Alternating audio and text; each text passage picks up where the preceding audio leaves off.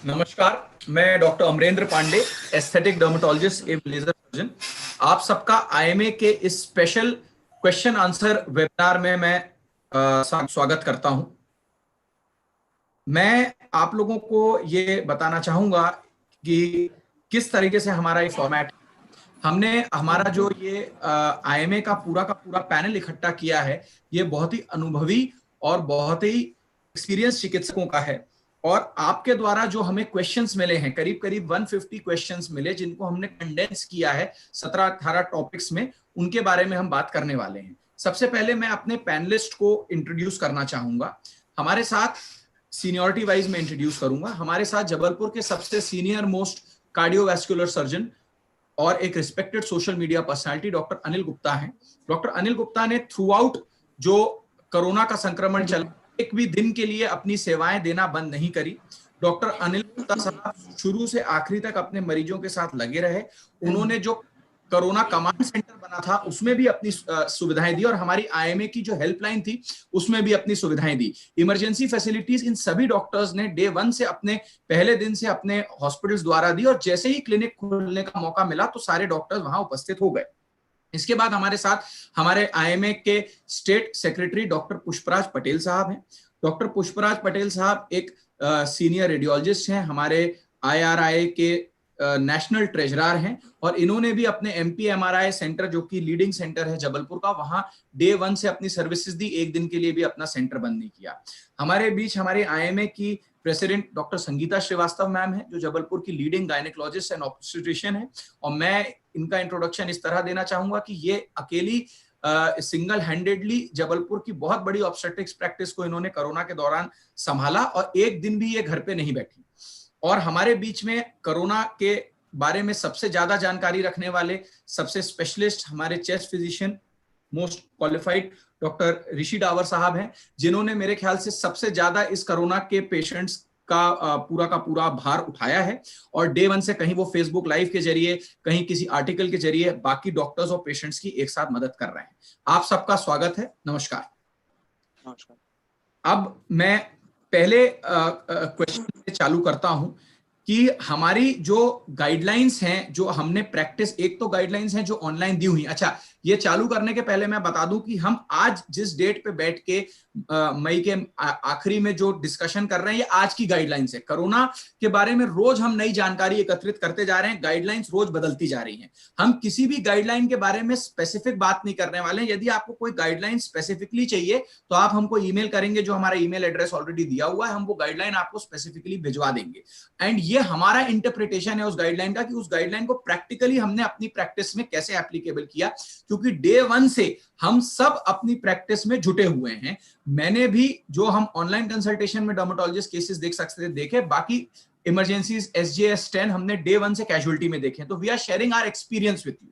सो मैं स्टार्ट करना चाहूंगा अनिल गुप्ता सर से, कि अनिल गुप्ता सर, आप डॉक्टर्स के लिए पहले और पेशेंट्स के लिए क्या सलाह देना चाहेंगे कि कैसे अपने क्लिनिक्स को कंडक्ट करें, कैसे इनमें आचरण हो, और कार्डियोवैस्कुलर डिजीज के हिसाब से कैसे अपने आप को पेशेंट्स प्रोटेक्ट करें? गुप्ता सर। देखिए, मेरी जो प्रैक्टिस है मोस्टली कार्डियोवैस्कुलर रहती है, तो मेरे जो पेशेंट्स हैं वो ज़्यादातर मैं सबको टेलीफोन से पहले उनको अपॉइंटमेंट देता हूँ। वो आते हैं, उनको प्रॉपरली सैनिटाइज किया जाता है, उनका मास्क पहन के ही वो मेरे क्लिनिक के अंदर घुस सकते हैं। मैं भी अपने क्लिनिक में को रेगुलरली रोज़ सैनिटाइज करवाता हूँ, और बाकायदा मास्क और ग्लव्स पहन के ही पेशेंट का एग्जामिनेशन किया जाता है। और अगर किसी को भी जरा भी हमें संदेह होता है कि इनको कोरोना होने का संदेह है, तो हम उन्हें तुरंत टेस्टिंग के लिए भेजते हैं।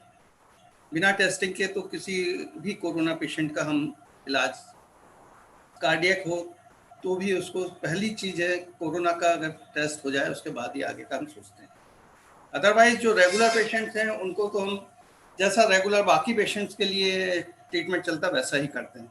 सिर्फ रोज सैनिटाइजेशन क्लिनिक का, प्रॉपर PPE, मास्क, ग्लव्स खुद के लिए और पेशेंट्स के लिए, ये होना जरूरी है हमारे लिए। Thank you so much Anil sir. अब मैं पूछना चाहूंगा डॉक्टर पुष्पराज भटेले सर से कि सर आपका क्या व्यू है कि कैसे आपने अपने क्लिनिक को, अपने सेंटर को मैनेज किया, और क्या रेडियोलॉजिस्ट को करना चाहिए। और एक और बात जो हमारे को बहुत रिपीटेड क्वेश्चन आया, क्योंकि आज आईएमए के आप ऑफिशियल स्टेट के, पूरे स्टेट प्रदेश के सेक्रेटरी हैं, कि कौन से ऐसे डॉक्टर्स हैं जिनको प्रैक्टिस अभी भी नहीं करना चाहिए, कौन से एज ग्रुप के? पुष्पराज सर।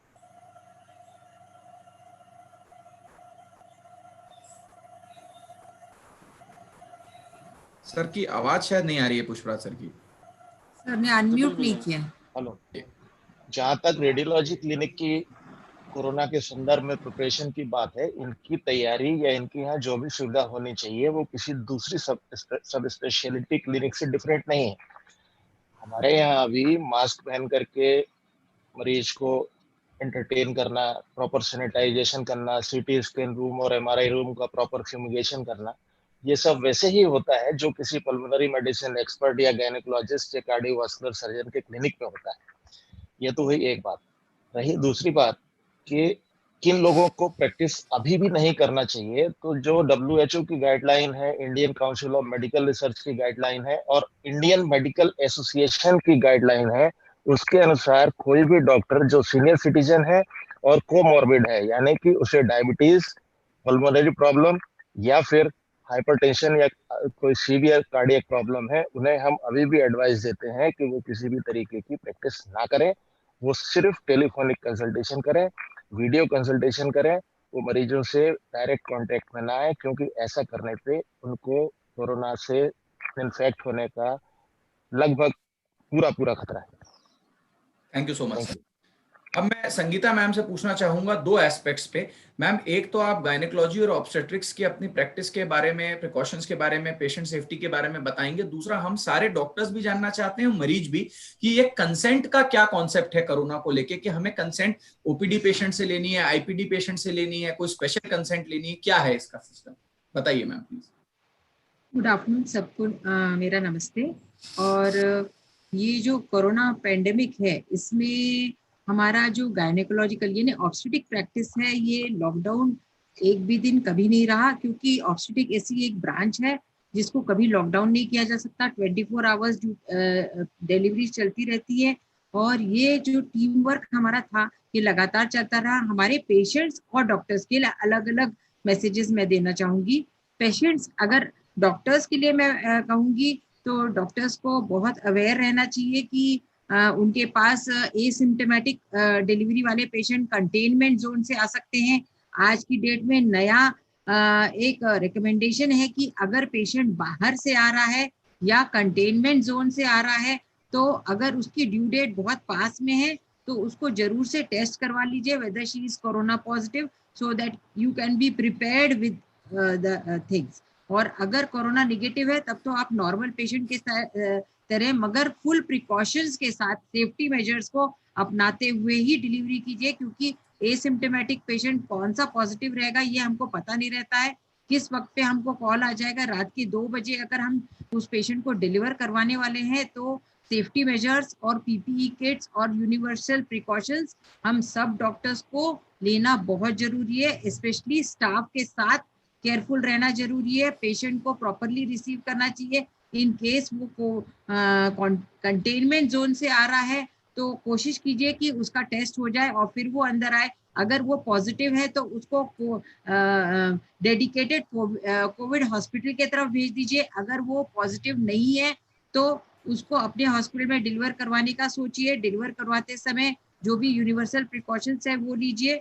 और जहाँ तक ओपीडी के लिए हमको सब प्रिकॉशंस, जैसा हम सब ने देखा है कि इंफ्रारेड थर्मामीटर यूज करना चाहिए। पेशेंट को प्रायर टेलीफोनिक अपॉइंटमेंट से ही लेना चाहिए। जिस पेशेंट को टेलीफोनिक ट्रीटमेंट या छोटे मोटे रीजंस के लिए आप दवाई प्रिस्क्राइब कर सकते हैं टेलीमेडिसिन के थ्रू, उसको टेलीमेडिसिन पे प्रिस्क्राइब कीजिए। जिस पेशेंट को आप बुला रहे हैं उसके रिपोर्ट्स आप फोन पे मंगवा लीजिए, उसको स्कैन करके रख लीजिए before the patient comes. Patient को एडवाइस कीजिए कि वो खाली एक रिलेटिव के साथ आए, मास्क पहन के जरूर आए। आप जब उसका टेम्परेचर चेक करने के बाद आप उसको अंदर ले रहे हैं तो उसको कंसेंट फॉर्म जो भरवाते हैं, it is nothing like a Covid consent. Consent is a awareness, आप पेशेंट को अवेयर कर रहे हैं कि ये सब स्थिति आज की डेट में आपके आसपास के आपके सराउंडिंग एरिया में हो रही है। ये नहीं है कि ये जरूर उसमें लिखा रहता है कि अगर आप हमारे क्लिनिक से इन्फेक्टेड हो जाते हैं तो हम रिस्पॉन्सिबल नहीं है, मगर ये कंसेंट बस एक अवेयरनेस है पेशेंट को बताने के लिए कि वो कहीं से भी इन्फेक्शन से ग्रस्त हो सकता है और हमारी क्लिनिक उस चीज के लिए रिस्पॉन्सिबल नहीं है।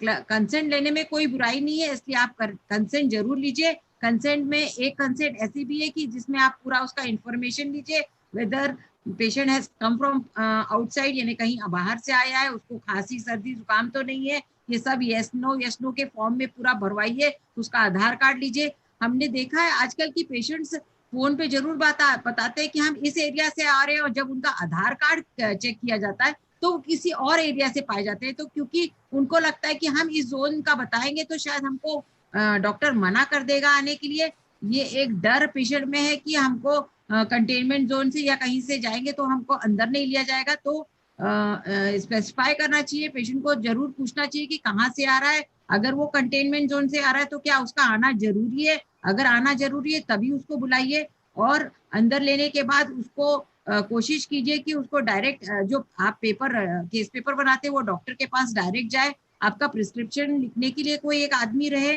और आप पेशेंट को एग्जामिन करते समय इंस्ट्रक्शन दीजिए कि पेशेंट बात न करे, मास्क जरूर लगाए, बात न करे। एग्जामिन करने के बाद आपका जो असिस्टेंट है वो प्रिस्क्रिप्शन डायरेक्ट बाहर मेडिकल स्टोर पे दे दे, जिसमें आपका पेशेंट से कम कॉन्टैक्ट हो, और सैनिटाइजर्स वगैरह तो आपको यूज करना ही है, और उसको पूरे इंस्ट्रक्शन देना है कि हर बार आते समय टेलीफोनिक अपॉइंटमेंट लेकर आइए, और अगले बार के लिए आपको कब आना है। जैसे कि प्रेगनेंसी में बहुत सारे विजिट्स की जरूरत रहती है, मगर कोरोना टाइम्स में हमारे जो फॉक्सी ने बहुत स्पेशल इंस्ट्रक्शंस दिए हुए कि हमारे को टाइम कर देना है हर विजिट को, फर्स्ट ट्राइमेस्टर में एक, सेकेंड ट्राइमेस्टर में एक, थर्ड ट्राइमेस्टर में, और उसमें आपको स्कैन करना है कि किस पेशेंट को ज्यादा जरूरत है। जैसे PIH का पेशेंट है, GDM का पेशेंट है, या बैड ऑब्स्टेट्रिक का पेशेंट है, तो उसको आप पिकअप कर लीजिए और उसको फ्रीक्वेंटली बुलाइए। और ये जो विजिट्स रहते हैं फर्स्ट ट्राइमेस्टर, सेकेंड ट्राइमेस्टर और थर्ड ट्राइमेस्टर, इसको क्लब अप करना है कि उसी विजिट में उसका मार्कर स्टडी हो जाए, उसका ब्लड स्टडी हो जाए,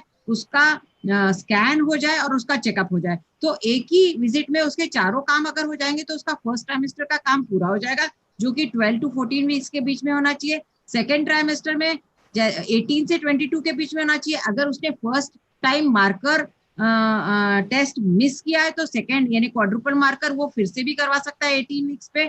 उस टाइम पे उसको दे दीजिए कि भाई आपने फर्स्ट टाइम मिस कर दिया है लॉकडाउन की वजह से, तो इस बार आप करवा लीजिए marker study, blood test, scanning और चेकअप। ये चारों चीज एक बार में हो जाए 20 वीक्स तक आपको पता चल जाएगा कि ये पेशेंट को पिकअप करना जरूरी है, ये हाई रिस्क पेशेंट है, ये बैड ऑब्स्टेट्रिक पेशेंट है, ये प्रेगनेंसी इंड्यूस्ड हाइपरटेंशन वाला पेशेंट है, या GDM वाला पेशेंट है। उसको आप स्पेशल इंस्ट्रक्शन दे दीजिए, भाई तुमको जल्दी जल्दी आने की जरूरत है। दूसरे पेशेंट को जरूर बता दीजिए कि आप एक नॉर्मल पेशेंट है, you do not have to come very frequently, differ from routine visit. Frequent visits normal patient को आने की जरूरत नहीं है, लास्ट विजिट उसके थर्ड ट्राइमेस्टर में होगा। फिर से उसके सारे वो चीजों को आपको क्लब अप करना है जिसमें उसके विजिट्स कम रहे। डिलीवरी के टाइम पे मैंने जैसे बताया एसिम्प्टोमेटिक पेशेंट है, कोई सिम्टम नहीं है, आप अपने रजिस्टर्ड पेशेंट को आराम से डिलीवर करवा सकते हैं। अगर वो कंटेनमेंट जोन से सिम्टोमेटिक पेशेंट है तो उसको डायरेक्शन दीजिए कि उसको डेडिकेटेड कोविड हॉस्पिटल में जाना जरूरी है, और उसको ये भी बता दीजिए कि उसको वहां इन्फॉर्म करना जरूरी है, क्योंकि लेबर रूम में इंफॉर्मेशन रहना चाहिए कि ये पेशेंट आने वाला है। उसको रिसीव करने वाले जो स्टाफ है वो स्पेसिफिकली PP किट्स पहने, उसको बाहर जाकर लेकर आए और डिलीवर करवाएं। जहां तक ट्रांसमिशन का है, अभी बहुत सारी स्टडीज हुई है और उसमें देखा गया है कि अभी तक तो सोचा गया था कि वर्टिकल ट्रांसमिशन नहीं है, मगर अभी नई वाली स्टडीज में पाया गया है कि vertical transmission is possible in Covid, और ये स्टडीज चालू हैं। ये मगर प्रूव हो गया है कि COVID is not found in cord blood, placenta or amniotic fluid. COVID does not cause abortions, preterm deliveries, fetal anomalies. COVID is not secreted in breastfeeding. Breastfeeding में स्पेशल इंस्ट्रक्शंस ऐसे रहते हैं कि अगर एसिम्प्टोमेटिक पेशेंट है जिसको सर्दी जुकाम खांसी नहीं है तो उसको रेस्पिरेटरी हाइजीन और ब्रेस्ट हाइजीन करते हुए पेशेंट को वो फीड कर सकती है। अगर पेशेंट पॉजिटिव है, उसको सिम्टम्स है, तो 10-12 दिन फीडिंग मत कीजिए, आइसोलेट कर दीजिए बेबी को, let the patient recover, then she can breast feed. These are the instructions given. और पोस्टनेटल में तो हमको रेगुलरली जैसा है टेलीफोनिक इंस्ट्रक्शंस देकर भी हम बुला सकते हैं, पेशेंट को बहुत ज्यादा बुलाने की जरूरत नहीं है, कम से कम विजिट में काम हो जाता है। इस तरह से डॉक्टर्स और पेशेंट के लिए प्रेगनेंसी के दौरान ये मैं इंस्ट्रक्शन देना चाहती हूँ। बहुत ही बढ़िया मैम, आपने बहुत ही डिटेल्ड और अच्छे इंस्ट्रक्शन दिए। अब आज के हमारे जो वेबिनार के हीरो हम डॉक्टर ऋषि डावर सर के पास जाते हैं। ये हमारे चेस्ट स्पेशलिस्ट भी हैं और जैसा मैं बार बार बता रहा हूं कि कोरोना के मुख्यतः सिम्टम्स रेस्पिरेटरी रहते हैं। तो हम सर से जानना चाहेंगे कि सर आपकी you have the last word कि हम लोगों को क्या करना चाहिए, और कंसेंट के बारे में फिर से हम आपको टच करेंगे कि पेशेंट से कंसेंट हमें ओपीडी में लेना है, आईपीडी में लेना है, नहीं लेना है, आपके क्या विचार हैं इस विषय? नमस्कार। देखिए, सबसे पहले तो मेरा ये कहना है कि सबसे ज्यादा प्रॉब्लम कोरोना को लेकर डर बहुत है। अब जैसे क्योंकि ये नया बीमारी है, हम लोग को ज्यादा जानकारी स्टाफ कभी पहले था नहीं, ये वायरस के बारे में ज्यादा अवेयरनेस नहीं था। तो जब ये वायरस आया है तो हम लोग अपने ओपीडीज में भी देख रहे हैं कि एक पैनिक बहुत है। क्योंकि आप आज के जो हमारा आईएमए का जो सेशन हो रहा है वो मुझे पता लगा कि नॉन मेडिकोज में भी स्क्रीन हो रहा है। तो सबसे जरूरी चीज ये है कि हमें अगर डर निकालना है तो हमें एम्पावर करना पड़ेगा विद नॉलेज। यानी हर बंदे को ये पता होना चाहिए कि कौन सा सिम्टम्स में कोविड का टेस्ट कराना है, कब क्या करना है। सबसे पहले तो मैं 5 मिनट 2 मिनट उस पर लूंगा। सबसे जरूरी चीज ये है कि पहला है कि घबराना नहीं है, क्योंकि जो 80 से ओवर परसेंटेज ऑफ पेशेंट्स हैं they are not showing much symptoms, और बहुत ही कम सिम्टम्स के साथ पेशेंट को कोरोना पास ऑफ हो जा रहा है। खासतौर से हमारे जबलपुर में भी जो डेथ्स देखी गई हैं वो बहुत वो नहीं है। अब अगर हमारे यहाँ पेशेंट्स को इतना नॉलेज रहे कि अगर ये कोरोना के सिम्टम्स क्या हैं, कोरोना के सिम्टम्स एक नॉर्मल फ्लू जैसे सिम्टम्स होंगे। जैसे पेशेंट को खांसी हो सकता है, पेशेंट को बुखार होगा, पेशेंट को गले में दर्द हो सकता है, मैलेज हो सकता है, बॉडी एक हो सकता है। इन सिम्टम्स, ये नॉर्मल सिम्टम्स फ्लू के जैसे पास ऑफ हो जाते हैं। लेकिन डॉक्टर के पास या किसी के पास या हॉस्पिटल में क्यों जाना है या कब जाना है, ये सबसे इंपॉर्टेंट है। अगर आपको बुखार के साथ में सांस फूलने की शिकायत हो रही है, इफ यू आर फीलिंग कि आपको सांस लेने में दिक्कत हो रही है, अगर आपके पास घर में एक पल्स ऑक्सीमीटर है जिसमें कि आप अपना पल्स ऑक्सी, जो आप आजकल काफी अवेयर हैं, काफी लोग मेरे पास क्लिनिक पे आते हैं जिनके पास है, अपना ऑक्सीजन सैचुरेशन चेक कर सकते हैं। दूसरा ये कि अगर आपका कॉफ है जो रिस्पॉन्ड नहीं कर रहा विद फीवर, या फिर आपको बहुत ज्यादा डिहाइड्रेशन, बॉडी एक और मेलेज है जिसमें आपको लग रहा है कि ये बहुत दिक्कत दे रहा है, उस समय में आपको पहली बात है कि आपको डॉक्टर से मिलना है ताकि आप इसको ये डायग्नोस कर सकें। दूसरा ये है कि जैसा मैंने बताया कि 80 से ज्यादा परसेंटेज ऑफ पेशेंट्स जो हैं उनको कोई ज्यादा सिम्टम्स नहीं आ रहे, तो इसलिए घबराने की जरूरत नहीं है। बहुत कम पेशेंट्स जो हैं, करीब 4% पेशेंट्स में या 5% पेशेंट्स में हॉस्पिटलाइजेशन का जरूरत पड़ता है, उसमें भी ऑक्सीजन थेरेपी या उसकी जरूरत पड़ेगी। रेस्ट ऑफ द पेशेंट्स में जरूरत नहीं पड़ रही। और सबसे इंपॉर्टेंट फैक्टर ये है कि अगर आपके पास आपको ऐसे सिम्टम्स हो रहे हैं, लेकिन अगर आप, जैसा और पैनलिस्ट ने भी बताया कि अगर आप लंग्स डिजीज के पुराने पेशेंट हैं, सीओपीडी है, आपको इंटरस्टिशियल लंग डिजीज है, कोई और प्रॉब्लम डायबिटीज है, कार्डियोवास्कुलर डिजीजेज हैं, या फिर आपको कोई किसी तरह की कैंसर की ट्रीटमेंट चल रही है, तो ऐसे पेशेंट्स जो हैं they are at high risk of having severity with covid. तो ऐसे पेशेंट्स का विशेष ख्याल रखना है। ख्याल रखना इन द सेंस कि अगर आप बाहर जा रहे हैं तो पहले तो उन पेशेंट्स को बाहर जाने नहीं देना है। उनके साथ सारा जो डिस्कस हो चुका, सोशल डिस्टेंसिंग, आपके सैनिटाइजर्स, मास्क, सबका उपयोग करना है। और साथ में अगर जो आदमी घर से बाहर जा रहा है वो उनसे सोशल डिस्टेंस रखे ताकि उनको वो डिजीज कॉन्ट्रैक्ट नहीं हो, because they are the person who are at high risk, जो कि सब स्टडीज में आ रहा है कि over 65 and with all these complications are the persons who are going to die और having a very severe illness with this problem. तो इन पेशेंट्स का विशेष ख्याल रखना है। जहां तक कंसेंट का आप पूछ रहे थे, तो मेरे ख्याल से कंसेंट, जैसे संगीता मैम ने भी बोला कि कंसेंट तो जरूर अपन इन पेशेंट और आउट पेशेंट ले सकते हैं, क्योंकि क्या है कि अगर आप कंसेंट ले रहे हैं और आप ये देखते हैं कि पेशेंट्स को ये बात पता होना चाहिए, जैसे मैम ने भी कहा कि आप कोरोना कहीं भी कॉन्ट्रैक्ट कर सकते हैं। हमने बहुत सारे जो रिपोर्ट्स आ रहे हैं कि पेशेंट्स कभी बाहर नहीं गए घर से, लेकिन still they have been positive in various cities in India itself. तो इसलिए कोरोना कंसेंट लेने का मतलब ये है कि पेशेंट का अवेयरनेस आ जाए कि आप कोरोना क्लिनिक से भी ले सकते हैं या कहीं और से भी ले सकते हैं। तो उस चीज के लिए कंसेंट लेने में मुझे लगता है कोई बुराई नहीं है। बहुत बढ़िया, थैंक यू सो मच। अब मैं क्योंकि मॉडरेटर भी हूं, मैं आखिरी आपको स्किन से रिलेटेड बताता हूं। मेरे सारे सीनियर्स आपको ओपीडी के संबंध में सब कुछ समझा चुके हैं। ओपीडी के सैनिटाइजेशन को हम आखिरी में लेंगे क्योंकि वो थोड़ा सा स्पेसिफिक टॉपिक है। देखिए, आपको जो भी स्किन कंडीशन है, कोई भी स्किन कंडीशन कोरोना कॉन्ट्रैक्ट होने के बाद बढ़ सकती है, चाहे वो सोरियासिस हो, चाहे वो एलपी हो या कुछ भी हो। मैं उस विषय में बात नहीं करूंगा। स्पेसिफिकली कोरोना में जो देखा जा रहा है स्किन में, अर्टिकेरिया जैसे सिम्टम्स देखे जा रहे हैं। मतलब अर्टिकेरिया जिसको हम हिंदी में ददोरी भी बोलते हैं, जिसमें आपको लाल कलर के रैशेस आते हैं, ऐसे निशान आते हैं जैसे बरैया ने आपको काट लिया हो। दूसरा, बच्चों में हमें फ्रॉस्ट बाइट टो जैसा या कोरोना टो जैसा देखने मिल रहा है। मतलब उनकी पैरों की उंगलियों के बीच में ऐसे लक्षण मिलते हैं जैसे बहुत देर किसी बच्चे का पैर ठंडे पानी में रह जाए तो वैसे। और वायरल एक्जेंथेम्स देखने को मिल रहे हैं, जो कि हम पहले भी आपको बता चुके, पूरे शरीर में लाल दाग या धब्बे आना। ये अपने जाने के बाद लाल दाग या धब्बे, या तो हाइपर पिगमेंटेशन मतलब वहां पे काला दाग छोड़ना, या हाइपोपिगमेंटेशन मतलब सफेद दाग छोड़ना, ये कर सकते हैं। तो यदि आपको ऐसे कोई भी लक्षण दिखते हैं तो घबराइए नहीं, क्योंकि जरूरी नहीं है कि ये कोरोना की वजह से हो सकता है ये जनरली भी हो रहे हो। बट ऐसे लक्षण में आप अपने डर्मेटोलॉजिस्ट के पास जाएं, वो आपकी प्रॉपर हिस्ट्री लेंगे, बाकी लक्षणों की भी जांच करके फिर जरूरत होगा तो आपको कोरोना की टेस्टिंग के लिए बोलेंगे।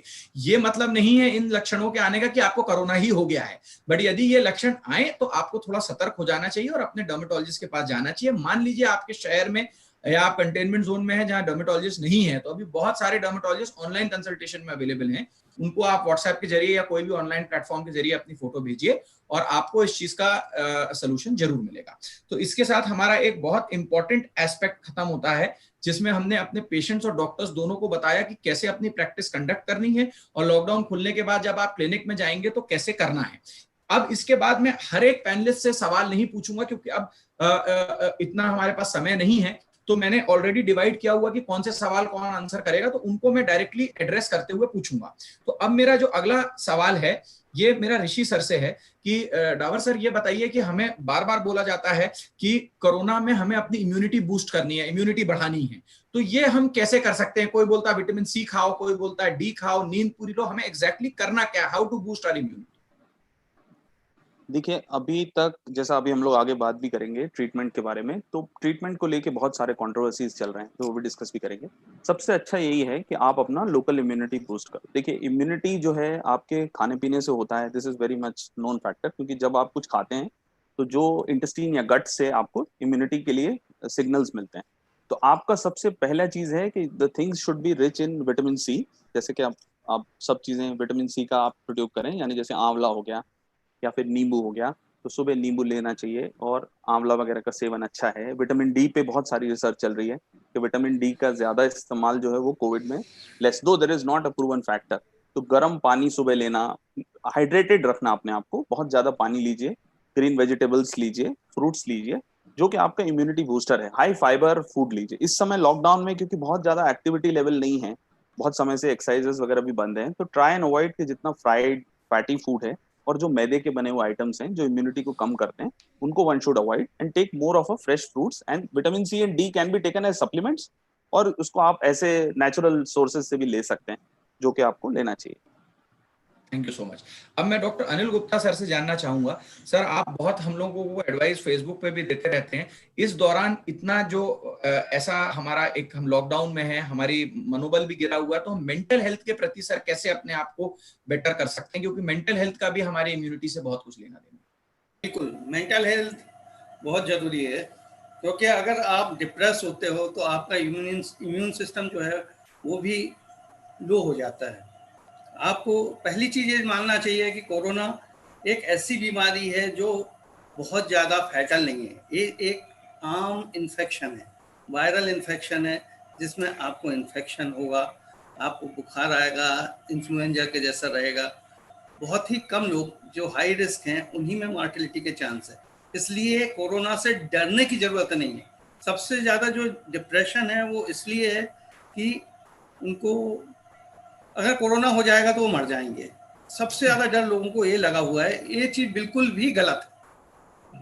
दूसरी चीज़ है कि जो कोरोना अगर हो जाता है या आप किसी कोरोना के पेशेंट के कांटेक्ट में आते हो तो आप क्वारंटाइन में चले जाते हो।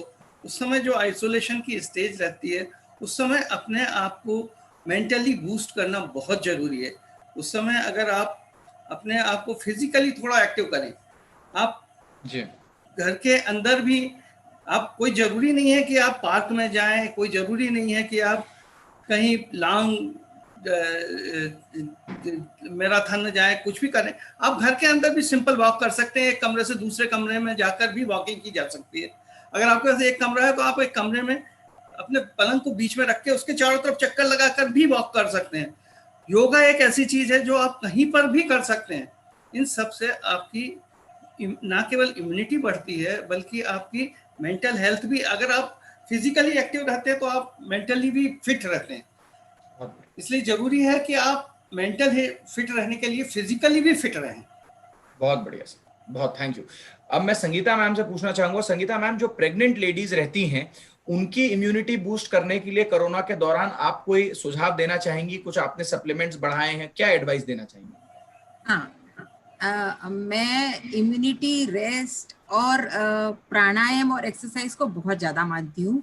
और ये भी मानती हूँ कि इस समय पे जब हमको कोविड टाइम में हमको सच में टाइम मिला है, हर आदमी को टाइम मिला है, तो वो अपने आप को री रेगुलेट कर सकता है, री शेड्यूल कर सकता है। ये समय मिला है हमको अपने आप को ऑर्गेनाइज करने के लिए। हम जैसे वर्किंग लेडीज रहती है, जैसे मैं हमेशा बहुत अपने आप को बिजी समझती थी, मगर इस समय पे मैं अपने आप को इतना ज्यादा रीशेड्यूल कर पाई हूँ। और एक्सरसाइज करना बहुत ही इजी काम है। मैंने देखा कि आज की डेट में ऑनलाइन, मैं खुद ऑनलाइन जुम्बा कर रही हूँ। अल्टरनेट डे होता है, मैंने वुमेन स्विंग पे वो डाला भी था, और मेरे को लगता है कि सब फीमेल्स को ये ऑनलाइन जुम्बा ज्वाइन कर लेना चाहिए। मॉर्निंग इवनिंग दोनों टाइम क्लासेस चलती हैं। 1 आवर मॉर्निंग, अगर मॉर्निंग में नहीं कर सकता तो इवनिंग में करिए। एक्सरसाइज योगा से बेटर इम्यूनिटी बूस्ट करने का और कोई तरीका नहीं है। प्रेगनेंसी से रिलेटेड मैं ये बोलूंगी कि प्रेगनेंसी में वैसे भी वॉमिटिंग सेंसेशन रहता है। जिंजर, गार्लिक और टर्मरिक, हल्दी वगैरह सब चीज का जो काढ़ा बनाते हैं आजकल, जो हमारे चीफ मिनिस्टर भी एडवोकेट कर रहे हैं, तो मैं भी ये बोलूंगी कि काढ़ा पीने से बहुत इम्यूनिटी बूस्ट होती है।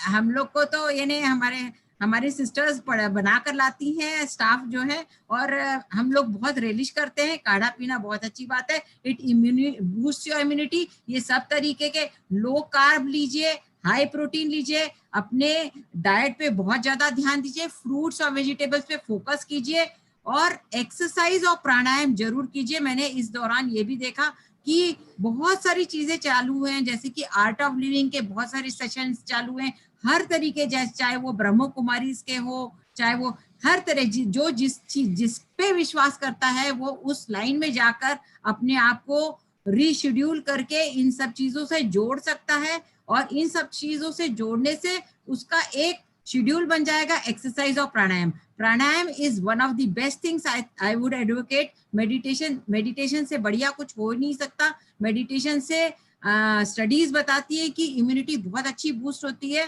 तो मैं सब लोग को, मेरे पेशेंट्स और मेरे कलीग्स को, सबको बोलूंगी कि जरूर और जरूर आप प्राणायाम, एक्सरसाइजेस और डाइट पे ध्यान दीजिए। Thank you so much ma'am. वैसे मैं डॉक्टर भटेले सर का खुद सेक्रेटरी रह चुका हूं, तो ये सवाल उनसे पूछने से ज्यादा मैं बताना चाहूंगा कि भटेले सर हमेशा पूरे मध्य प्रदेश में हर डॉक्टर के लिए एक पैर पे खड़े रहते हैं, कभी भी अगर वो किसी तकलीफ में आते हैं। बट फिर भी बहुत डॉक्टर्स ने पूछा है हमसे, इसलिए भटेले सर हम आपसे एक क्वेश्चन पूछ रहे हैं कि यदि किसी डॉक्टर के ऊपर कोई लीगल कार्यवाही होती है कोरोना के दौरान, वो पेशेंट देख रहा है, उसका भी एक बहुत बड़ा मेंटल स्टिग्मा और डर डॉक्टर्स के मन में है। तो यदि ऐसा कुछ होता है तो आईएमए स्टेट का क्या मैसेज है सारे डॉक्टर्स को? देखिए, मध्य प्रदेश सरकार की स्पष्ट गाइडलाइन है। पिछले महीने 23 तारीख को मेरी व्यक्तिगत तौर पे मध्य प्रदेश के additional chief secretary health Shri Mohammad Suleman ji और principal secretary health Shri Kidwai साहब से हेल्थ मिनिस्टर के सामने ये बात हुई, और मैंने उनको बताया कि कुछ डॉक्टर जो मरीज देख रहे हैं, उनके यदि कोई मरीज कोरोना पॉजिटिव निकलता है तो उनकी क्लिनिक सील होती है, उनको प्रोसिक्यूट किया जा रहा है। ये नहीं होना चाहिए। हमारे पास इंडियन मेडिकल एसोसिएशन के पास इन सभी लोगों का, और उसके बाद 26 तारीख को मुख्यमंत्री से व्यक्तिगत चर्चा के दौरान हमारे पास पूरा आश्वासन है कि ऐसा नहीं होगा। लेकिन दिक्कत ये है कि यदि हमारे पास एक कोई गाइडलाइन है कि suspected case of corona, if you see it, you are suppose to inform the chief medical officer of your district or any other COVID related authorized person from the government side.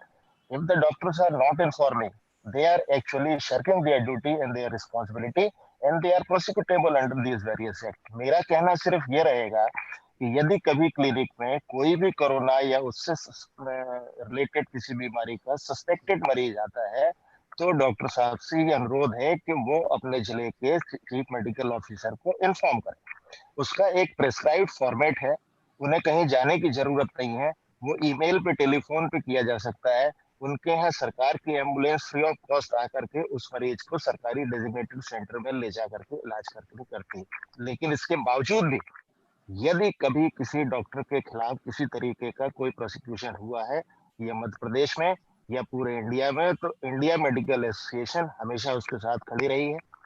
आपको बताना चाहूंगा कि हमने भारत के minister home और प्रधानमंत्री महोदय से भी इस बारे में चर्चा की है और हम डॉक्टरों के अगेंस्ट में जो कुछ टेक्रोनियन सो कॉल्ड टेक्रोनियन कानून थे उनको टेम्पोरली ही सही बदलवाने में, डॉक्टरों के फेवर में बदलवाने में कामयाब रहे हैं और आगे भी जब भी जरूरत पड़ेगी आईएमए हमेशा अपने मेंबरों के साथ रहेगी। Thank you so much sir. अब मैं एक आखिरी में सारे लोगों का समअप करना चाहूंगा। देखिए, मैं ये बताना चाहूंगा, मैं क्लियर कट बताता हूं, जो अपने पेशेंट से भी मैं बोलता हूं, 8 घंटे की आप नींद लें। फिजिकल एक्टिविटी बहुत जरूरी है। आप YouTube पे वीडियोस देख सकते हैं, कैलिस्थेनिक्स मतलब अपनी बॉडी वेट से करने वाली एक्सरसाइजेस जिसमें आपको किसी भी वजन की जरूरत नहीं है, उसको करें, जिसमें चिनअप्स आते हैं, सिटअप्स आते हैं, डिप्स आते हैं, पुशअप्स आते हैं। योगा करें, योगा से बड़ा कुछ भी नहीं है। हमारे योगा की जो दंड बैठक होती थी, जो हम पहले मारते थे हमारे अखाड़ों में, उसको अब द इंडियन पुशअप बोला जाता है। तो हम उसको अब जब विदेशी अपना रहे हैं तब समझें उसकी कितनी इंपॉर्टेंस है और उसको हल्का ना समझें। अगर कोई 100 दंड और 100 बैठक मार लेता है तो मेरे ख्याल से उससे बड़ा पहलवान आज के जमाने में कोई नहीं है। दूसरी बात मैं बताना चाहूंगा कि हमारे इंडिया के आयुर्वेद में बहुत ताकत है। मैं खुद एक आयुर्वेद प्रोप्राइटरी मेडिसिन का लाइसेंस होल्डर हूं मेरी फैक्ट्री में। आयुर्वेद की ताकत को एक्सप्लोर ठीक से नहीं किया गया है और ठीक से उसके बारे में रिसर्च नहीं किया गया है। तो हम आईएमए के माध्यम से बहुत जल्दी इस लॉकडाउन के बाद सरकार को अपील करेंगे कि प्रॉपर रैंडमाइज क्लिनिकल ट्रायल हो। और दूसरी चीज ये कि आयुर्वेद में हम देखते हैं कि हमारे जो आयुर्वेद के प्रचारक हैं वो रेडिकल क्लेम करते हैं। देखिए, हमारी संगीता मैम ने कितने अच्छे से बताया कि इम्यूनिटी बूस्ट करने के लिए काढ़ा है। काढ़ा इलाज नहीं है कोरोना का। किसी को कोरोना हो गया तो काढ़े से ठीक नहीं होगा, काढ़े से इम्यूनिटी आपकी बूस्ट हो सकती है। वो बिल्कुल सही बात है। और हम आईएमए की तरफ से ये बताना चाहेंगे कि हम इतना अच्छा काढ़ा, उसमें हम किसी नेता की फोटो लगा दें या किसी पार्टी की फोटो लगा दें तो उससे क्या होगा कि आधे लोग जो उस नेता या पार्टी को सपोर्ट नहीं करते वो उसका लाभ नहीं उठा पाएंगे। तो राजनीतिकरण ना हो आयुर्वेद का। आयुर्वेद हर एक भारतवासी का धरोहर है, जिसने किसी भी पार्टी को वोट किया हो उसको हम फुल सपोर्ट करते हैं और उसका यूज कोरोना के टाइम में बिल्कुल होना चाहिए, प्रॉपर ढंग से होना चाहिए और आगे इस पर रिसर्च भी होना चाहिए। तो ये भी हमारा आपको बहुत अच्छा सेशन लगा होगा जिसमें हमने आपको इम्यूनिटी बूस्टिंग के बारे में बताया, मेंटल और फिजिकल हेल्थ के बारे में बताया।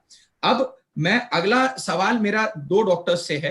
एक पहले मैं सीनियर है क्योंकि डॉक्टर अनिल गुप्ता सर, तो उनसे जानकारी चाहूंगा। उसके बाद मैं ऋषि डावर सर से सेम क्वेश्चन पूछूंगा।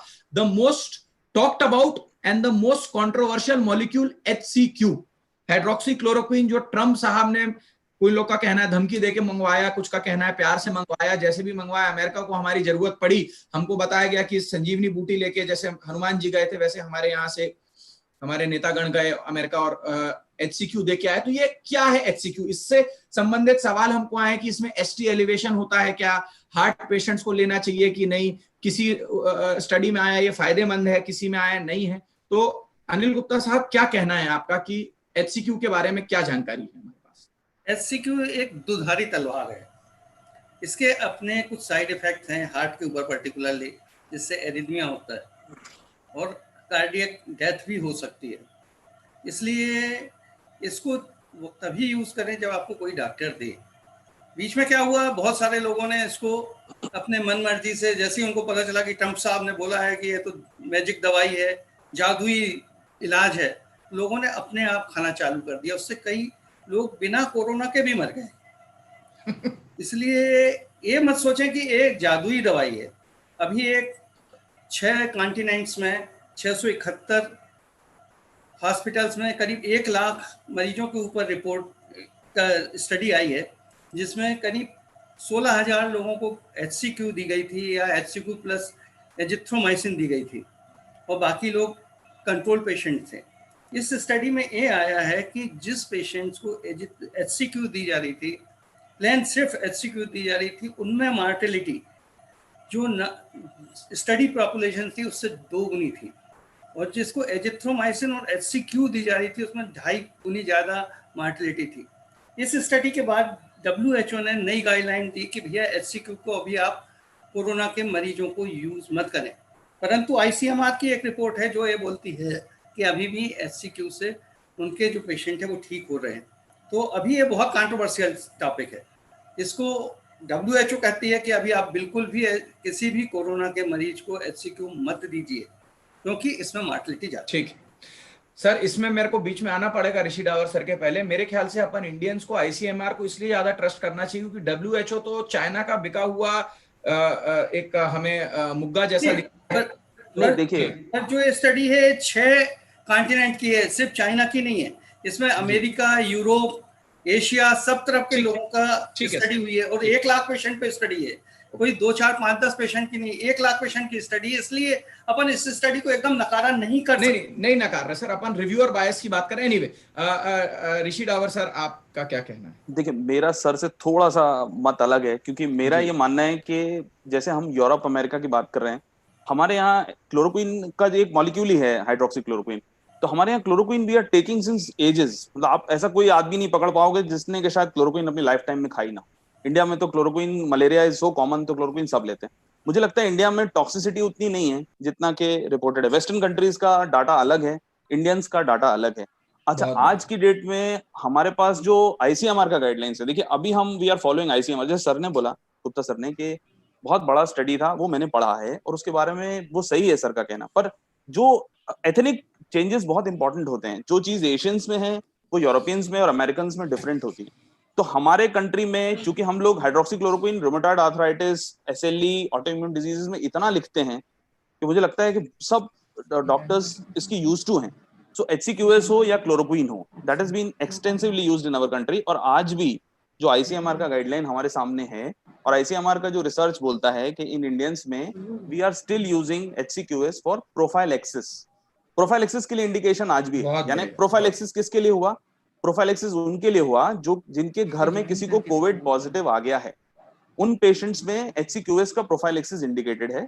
सेकंड प्रोफाइलैक्सिस का इंडिकेशन दिया गया है हेल्थ केयर वर्कर्स में, यानी डॉक्टर्स और उनके स्टाफ को, जिनको के एसिम्प्टोमेटिक कैरियर्स, जैसा कि बात हो गई कि 80% से ज्यादा पेशेंट्स जो हैं वो आपको पता ही नहीं होगा ये कोरोना स्प्रेड कर रहे हैं या आपके पास आए हैं, तो आप उनसे कभी भी कांटेक्ट में आ सकते हैं। तो इसलिए जो हेल्थ केयर वर्कर्स हैं उनके लिए still HCQS I think should be taken for treatment. उसका क्या रोल है अभी डेफरेबल है, लेकिन आज भी मेरा मेडिकल कॉलेज का जो अपने यहाँ जबलपुर में ट्रीटमेंट चल रहा है, वी आर स्टिल यूजिंग। जो पेशेंट्स एसिम्प्टोमेटिक हैं और पॉजिटिव आ गए कॉन्टैक्ट ट्रेसिंग से, उनको छोड़ दें, तो जो हमारे सिम्प्टोमेटिक पेशेंट्स हैं आज भी, अभी आप अगर आप मेडिकल कॉलेज में जो ट्रीटमेंट गाइडलाइंस देखेंगे, तो they are still using HCQS in steroids for patients who are having this severe illness with breathlessness या ऑक्सीजन सैचुरेशन जिनका कम हो रहा है।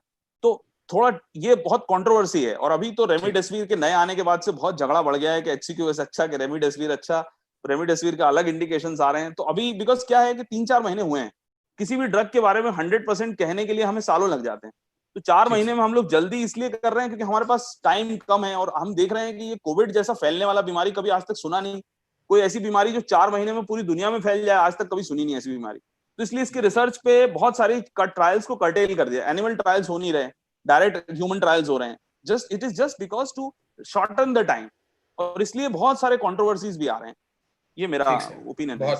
अच्छा, अब मैं सबका एक एक वोट ले लेता हूं कि HCQ प्रोफाइलैक्सिस मतलब HCQ किन किन ने ली है। तो मैंने ली है पूरे HCQ प्रोफाइल। मैंने भी ली है।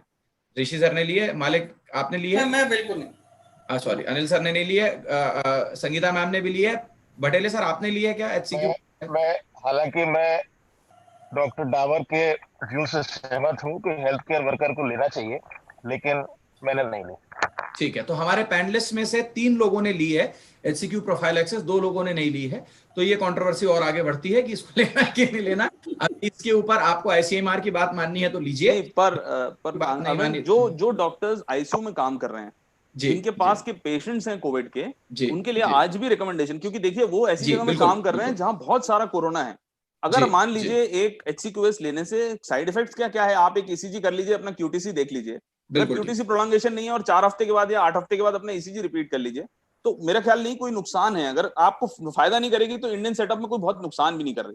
सो I think it is not a very difficult thing to. Rishi sir एक पॉइंट आप भूल गए थे जो आपने साइटोकाइन स्टॉर्म और क्यूटी देखिए वो तो है, देखिए क्या हो रहा है वो मैं इसलिए नहीं बोला क्योंकि मेरा कार्डिक, देखिए क्या हो रहा है कि बहुत सारे पेशेंट्स अलग अलग तरीके से प्रेजेंट कर रहे हैं। अब चूंकि हमारा क्या है, ऑल ओवर वर्ल्ड पल्मोनोलॉजी से ऑल ओवर इंडिया में व्हाट्सएप और सबसे पेशेंट जो ठीक होते हैं उनके इनपुट्स आते रहते हैं कि कैसे क्या हुआ। तो कोई पेशेंट, 2 पेशेंट अभी हमारे पास आए कि जिनको सिर्फ किडनी फेलियर हुआ, एक्यूट रीनल फेलियर हुआ, कुछ भी नहीं हुआ। ऐसे कार्डिक कार्डियोलॉजिस्ट जो है वो रिपोर्ट कर रहे हैं कि पेशेंट जो है वो एमआई के साथ आ रहा है, यानी ऐसा लगता है कि पेशेंट को हार्ट अटैक है। अपन ने ईसीजी किया तो ईसीजी में जो हमारा क्लासिकल चेंज होता है कि एसटी एलिवेशन एमआई है, जिसपे कि कार्डियोलॉजिस्ट समझते हैं कि 100% कोरोनरी आर्टरी ब्लॉक्ड है, वो एंजियोग्राफी एंजियोप्लास्टी करते हैं। बाद में उनका कोविड, क्योंकि वो इमरजेंसी है, पेशेंट तुरंत आया, वो मर रहा है, तो जो कार्डियोलॉजिस्ट है वो उनको सपोर्ट करके एंजियोग्राफी एंजियोप्लास्टी करते हैं। और बाद में कोविड रिपोर्ट पॉजिटिव आती है तो पता लगता है कि this attack was not actually a myocarditis और this, it was because of COVID. So ये साइटोकाइन स्टॉर्म कहला रहा है आजकल, कार्डियक साइटोकाइन स्टॉर्म, जो कि बहुत ज्यादा साइटोकाइन रिलीज होने से एमआई या हार्ट अटैक की तरह प्रेजेंट कर रहा है। सो ये वेरियस प्रेजेंटेशंस हैं। निमोनिया तो बहुत कॉमन प्रेजेंटेशन है, ये सब जानते हैं कि कोविड जो है वो निमोनिया की तरह प्रेजेंट कर रहा है। तो निमोनिया और ऑक्सीजन लेवल कम होना, ऑक्सीजन की रिक्वायरमेंट, कार्डियक, रीनल, हर तरह के कॉम्प्लिकेशंस देखे जा रहे हैं कोविड में। बिकॉज अभी 2-4 महीने, मतलब जनवरी से, ये दिसंबर 19 से शुरू हुआ और वर्ल्ड ने 19 से लेके अभी 4 महीने से झेल रहा है। तो we don't have all the treatment aspects ready, we don't have all the diagnostic ready, अभी बहुत कुछ हमारे पास नहीं है इसको करने के लिए। Thank you so much. अब मैं डॉक्टर पुष्पराज भटेले सर से पूछना चाहूंगा कि सर हम लोग ये हमारे मेडिकल साइड से बहुत ज्यादा क्वेश्चन आया था कि सीटी स्कैन का कितना महत्व है सर इस पूरे कोविड डिजीज को ट्रीट करने में, एक्सरेज और उसके बाद सीटी थोरैक्स, क्या आपका इस पे व्यू है सर, क्या देख रहे हैं आप? देखिए, जब भी किसी पेशेंट को कोई पल्मोनरी प्रॉब्लम है तो first line of investigation is chest x-ray. I would go to the extent to recommend that any patient approaching a hospital for consultation must be subjected to chest X-ray. Certainly. Not only this time of COVID pandemic, but all the time. It is kind of a policy for all the patient to be submitted for a simple posterior anterior chest X-ray. Now, the question is, if any abnormality is apparent on a chest X-ray, which conform 100% towards airspace disease oblique consolidation in the chest with specific distribution in basal, posterior basal areas, like, we should immediately start treating for pneumonia. Even if it is COVID, they will respond. But in some cases, when the findings are equivocal, patient must be referred for a chest CT scan, and a single sequence post-contrast thoracic chest CT scan would almost always conclude that the patient is having pulmonary injury or not. The basic picture in chest CT scan is that of a pulmonary parenchymal injury, which is also seen in different kind of settings like pulmonary edema and toxic gas inhalation and acid fumes inhalation and many other things. But because the history is not present suggesting those kind of things, so you may in most of the cases may conclude that it is because of COVID. So CT has a definite role, but it should be subjected, it should be done only after chest X-ray. Okay, Rishi sir इसमें आप कुछ add करना चाहेंगे? हाँ, sir का कहना सही है कि अगर आप सीटी देखिए, अब हमारे पे इसलिए भी इंपॉर्टेंट हो गया क्योंकि बहुत सारे पेशेंट, जैसे कोविड के साथ एक और अनोखी चीज आ रही है, उसको बोल रहे हैं हैप्पी हाइपोक्सिया। यानी पेशेंट आपके पास आ रहा है, पेशेंट बोलता है साहब हमें कोई तकलीफ नहीं है, आप उनका ऑक्सीजन लेवल चेक करते हो तो उनका ऑक्सीजन लेवल, आज मॉर्निंग में मेरे पास एक पेशेंट है जिसका सैचुरेशन 82% है रूम एयर पे, और पेशेंट एसिम्प्टोमेटिक है, उसको कोई तकलीफ नहीं। उनका कहना है साहब हमें तो थोड़ा खांसी आई तो हम आपके पास आ गए। And this is reported from all across the globe. मतलब आप यूएस में भी देखो, हर जगह यही हो रहा है, पेशेंट आपका साथ। तो अगर आप एक्सरे करा रहे हो, x-ray is mandatory, x-ray chest x-ray तो आपको कराना ही है। क्योंकि क्या है, अगर पल्मोनरी इंसल्ट है, देखिए डिसैचुरेशन या ऑक्सीजन कम होने के बहुत सारे कारण हैं। हम लोग हर साल कोविड के अलावा इतने सारे कॉजेस देखते हैं, तो अब सिर्फ कोविड सोचना भी सही नहीं है, इसलिए बहुत सारी चीजों को रूल आउट करना जरूरी है। कोविड एरा में कोविड जरूर दिमाग में है एक डिफरेंशियल डायग्नोसिस में कि कोविड से हो सकता है, लेकिन अदर देन कोविड कॉजेस को भी हमें रूल आउट करना है। There are many diseases of lungs which are still coming other than Covid. So Covid is एक एडिशन हो गया है हमारे ऊपर बर्डन का, तो उसको डिफरेंशियल डायग्नोसिस और ट्रीटमेंट के लिए बहुत इंपॉर्टेंट है कि थॉरो इन्वेस्टिगेशन हो। अब तो सीटी हमारे गाइडलाइंस में है कि अगर आपके एक्सरे में शैडो है, और अगर एक्सरे में शैडो नहीं है लेकिन आपको लग रहा है कि पेशेंट मैच नहीं कर रहा, radiology is not matching with the clinical picture, you should go for a CT scan. That is the guide. Okay sir, मैं अगला क्वेश्चन पे आप ही को ले जाता हूँ, क्योंकि स्पेसिफिकली सिर्फ आपसे है कि अपने काफी हमारे लिसनर्स ने पूछा है कि कोरोना में कौन कौन से टेस्ट किए जा रहे हैं और उनके क्या सिग्निफिकेंस है, टेस्टिंग इन कोरोना। देखिए, कोरोना के दो प्रकार के टेस्ट हैं। एक तो जैसा अपन देखते हैं सबसे बढ़िया टेस्ट होता है कि अगर आप वायरस को डिमॉन्स्ट्रेट कर दो, यानी अगर आपको वायरल इन्फेक्शन हुआ या कोविड इन्फेक्शन हुआ और आपने उस वायरस को दिखा दिया। वो कैसे दिखाओगे आप? पॉलीमरेज चेन रिएक्शन, आरटीपीसीआर जो हो रहा है अभी हमारे यहाँ, वही हो रहा है जबलपुर में। उसमें हम क्या करते हैं, थ्रोट से और नाक के पोस्टीरियर एंड से, ओरोफैरिंज से एक सैंपल लेते हैं, जो कि सिंपल एक कॉटन बड की तरह होता है, जो हम कान क्लीनिंग करने के लिए होते हैं, लंबी कॉटन बड के थ्रू हम उससे वो सैंपल लेके उस सैंपल को पॉलीमरेज चेन रिएक्शन यानी उसकी कई फोटोकॉपीज बनाते हैं और उससे हम उसको डायग्नोस करते हैं। This is one is the RTPCR. अब प्रॉब्लम आरटीपीसीआर के साथ क्या है, एक तो बहुत अच्छा सैंपल कलेक्शन नहीं हो पाता है, बिकॉज एक तो क्या है, डर है कि कोरोना पॉजिटिव तो नहीं है। कई बार होता है कि थ्रोट पे टच ही नहीं होता है वो, और उसकी रिपोर्टिंग के लिए भेज देते हैं, which is very common. Manual error is common, उसकी सेंसिटिविटी और स्पेसिफिसिटी थोड़ी डिफरेंट। अगर आप नेजल और वो दोनों लेते हैं तो भी it will only show 60% of patients. तो ये प्रॉब्लम हमारे सामने था। दूसरा जो टेस्ट होता है वो होता है रैपिड ब्लड टेस्ट, जिसमें हम क्या करते हैं, एंटीबॉडीज देखते हैं। पर एंटीबॉडीज के साथ प्रॉब्लम ये है कि आईजीएम और आईजीजी एंटीबॉडीज हम ब्लड में चेक करते हैं। वो बिल्कुल जैसे मलेरिया का किट आता है ब्लड टेस्ट वाला, आपने ब्लड का सैंपल लिया, उसमें डाला, एक कंट्रोल आर्म देख लिया, एक टेस्ट आर्म देख लिया, तो आपने आईजीएम आईजीजी एंटीबॉडीज को चेक किया उस ब्लड में, उस ट्रिक पे। वो आपको 15 मिनट के अंदर ये बता देता है कि आपके अंदर एंटीबॉडीज टू कोविड है या नहीं है। सो पहली चीज हो गई कि बहुत रैपिड है, 15-20 मिनट के अंदर आपको रिजल्ट मिल जाती है। आरटीपीसीआर में बहुत टाइम लगता है। दूसरा प्रॉब्लम क्या है रैपिड टेस्ट के साथ, कि रैपिड टेस्ट पहले 7 दिन तक पॉजिटिव नहीं आता। तो अगर पेशेंट आपके पास आया, उसको बुखार है, लेकिन उसके पहले 7-8 दिन हो गए हैं, तो हो सकता है कि उसका जो आरटीपीसी अपना रैपिड ब्लड टेस्ट है वो नेगेटिव आए, जबकि मरीज को कोरोना होगा। तो अभी हमारे पास कोई फुल प्रूफ टेस्ट नहीं है बहुत जिससे हम कह सकें कि आप ये टेस्ट 100% है और ये टेस्ट नहीं है। तो इसलिए ये भी एक कंट्रोवर्सी का इशू है अभी फिलहाल। ठीक। अनिल गुप्ता सर, मैं आपसे पूछना चाहूंगा, इसमें कुछ आप ऐड करना चाहेंगे क्या, कुछ और टेस्टिंग को लेके? नहीं, डॉक्टर डावर ने बिल्कुल 60 में बिल्कुल सही तरीके से बता दिया है। Okay, thank you so much. अब मैं वापस ये क्वेश्चन पहले पूछना चाहूंगा ऋषि सर से, क्योंकि जैसा कि मैंने बोला स्पेशलिस्ट वही है चेस्ट के, कि सर हम लोग को कई क्वेश्चंस आ रहे हैं डॉक्टर्स के कि N95 मास्क यूज करें, normal triple layer mask use करें, ओपीडी में क्या यूज करें, और N95 मास्क को कैसे रीयूज किया जा सकता है, क्या इसका तरीका है, सही तरीका इसको पहनने का, इसको यूज करने का? ऋषि सर। देखिए, मास्क के बारे में भी बहुत मिसकंसेप्शंस हैं।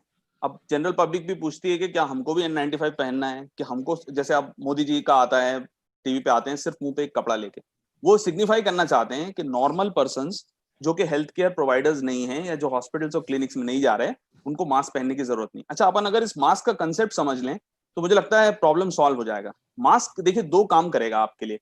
पहले, आप जो मास्क पहन रहे हो, जैसा हम लोग सब जानते हैं कि अगर किसी को कोरोना है और वो खांसता है या छींकता है या तेज बात करता है तो ड्रॉपलेट स्प्रेड होते हैं। तो पहला काम तो मास्क का हो गया कि मुंह और नाक कवर करने के बाद वो आपके ड्रॉपलेट स्प्रेड को बचाएगा। दूसरा जो सबसे इंपॉर्टेंट चीज कोविड में मास्क का है कि कोविड जो स्प्रेड हो रहा है, वो जो ड्रॉपलेट्स पड़े हुए हैं 24 घंटे 48 घंटे जिंदा है वायरस। जैसे मान लीजिए आप एक डोर हैंडल को टच कर रहे हैं या आप रेलिंग को टच कर रहे हैं सीढ़ी चढ़ते समय, और उसमें कोविड के बैक्टीरिया वायरल हैं, तो उस वायरस को जब आप, वो वायरस आपके हाथ में आते ही आपको कोविड नहीं हो जाएगा। वो वायरस से लगा हाथ जब आपके मुंह, नाक या आंखों में जाएगा तब आपको कोरोना या कोविड होगा। तो सबसे जरूरी चीज जनरल पब्लिक के लिए है कि वो मुंह नाक को कवर करें और एक चश्मा लगा लें। उससे क्या होगा कि आप अपने हाथ से अपने मुंह नाक को टच नहीं करेंगे। तो इसलिए जनरल पब्लिक में अगर आप मुंह पे कपड़ा भी रखते हैं तो वो सफिशिएंट है, उसके लिए उसको कोई जरूरत नहीं है मास्क खरीदने की, क्योंकि उसका, अब जैसे स्टडीज बोलती हैं कि आप 1 घंटे में 60 बार अपने मुंह को टच करते हो, कभी आप बाल सीख करते हो, कभी आंखों को टच करते हो, कभी नाक को टच करते हो। वो सबसे इंपॉर्टेंट है मास्क का रोल। तो जनरल पब्लिक के लिए इंडिकेशंस हैं कि आप अपने मुंह नाक कवर रखें, चश्मा लगा लें ताकि आप टच ना करें, और अपनी हैबिट्स चेंज करिए, बार बार अपना हाथ जो है वो मुंह और नाक पे ना ले जाए। अब जहां तक इशू हुआ हेल्थ केयर प्रोवाइडर्स का, यानी हम डॉक्टर्स का, कि हम लोग कौन सा मास्क यूज करें। देखिए, अगर आप डायरेक्ट पेशेंट कांटेक्ट में हैं, ओपीडीज में बैठ रहे हैं, तो N95 मास्क जो है वो आपके लिए जरूरी है, क्योंकि बहुत सारे पेशेंट्स हम जानते हैं कि एसिम्प्टोमेटिक हैं, हमें मालूम नहीं चलेगा कि उनको कोरोना है। तो पहले तो ये कि N95 मास्क आपको लगाना ही है। N95 मास्क के अलावा भी बहुत सारे मास्क है, लेकिन हल्ला सिर्फ N95 का हुआ है। मतलब जिसको देखो N95 की बात करता है। N95 में N स्टैंड्स फॉर कि the mask is not oil proof. Oil proof mask भी आते हैं, P95 भी आता है, P100 भी आता है, कई तरह के मास्क आते हैं, पर बहुत कॉमनली इंडिकेटेड हैं N95 जो कॉमन चल रहे हैं।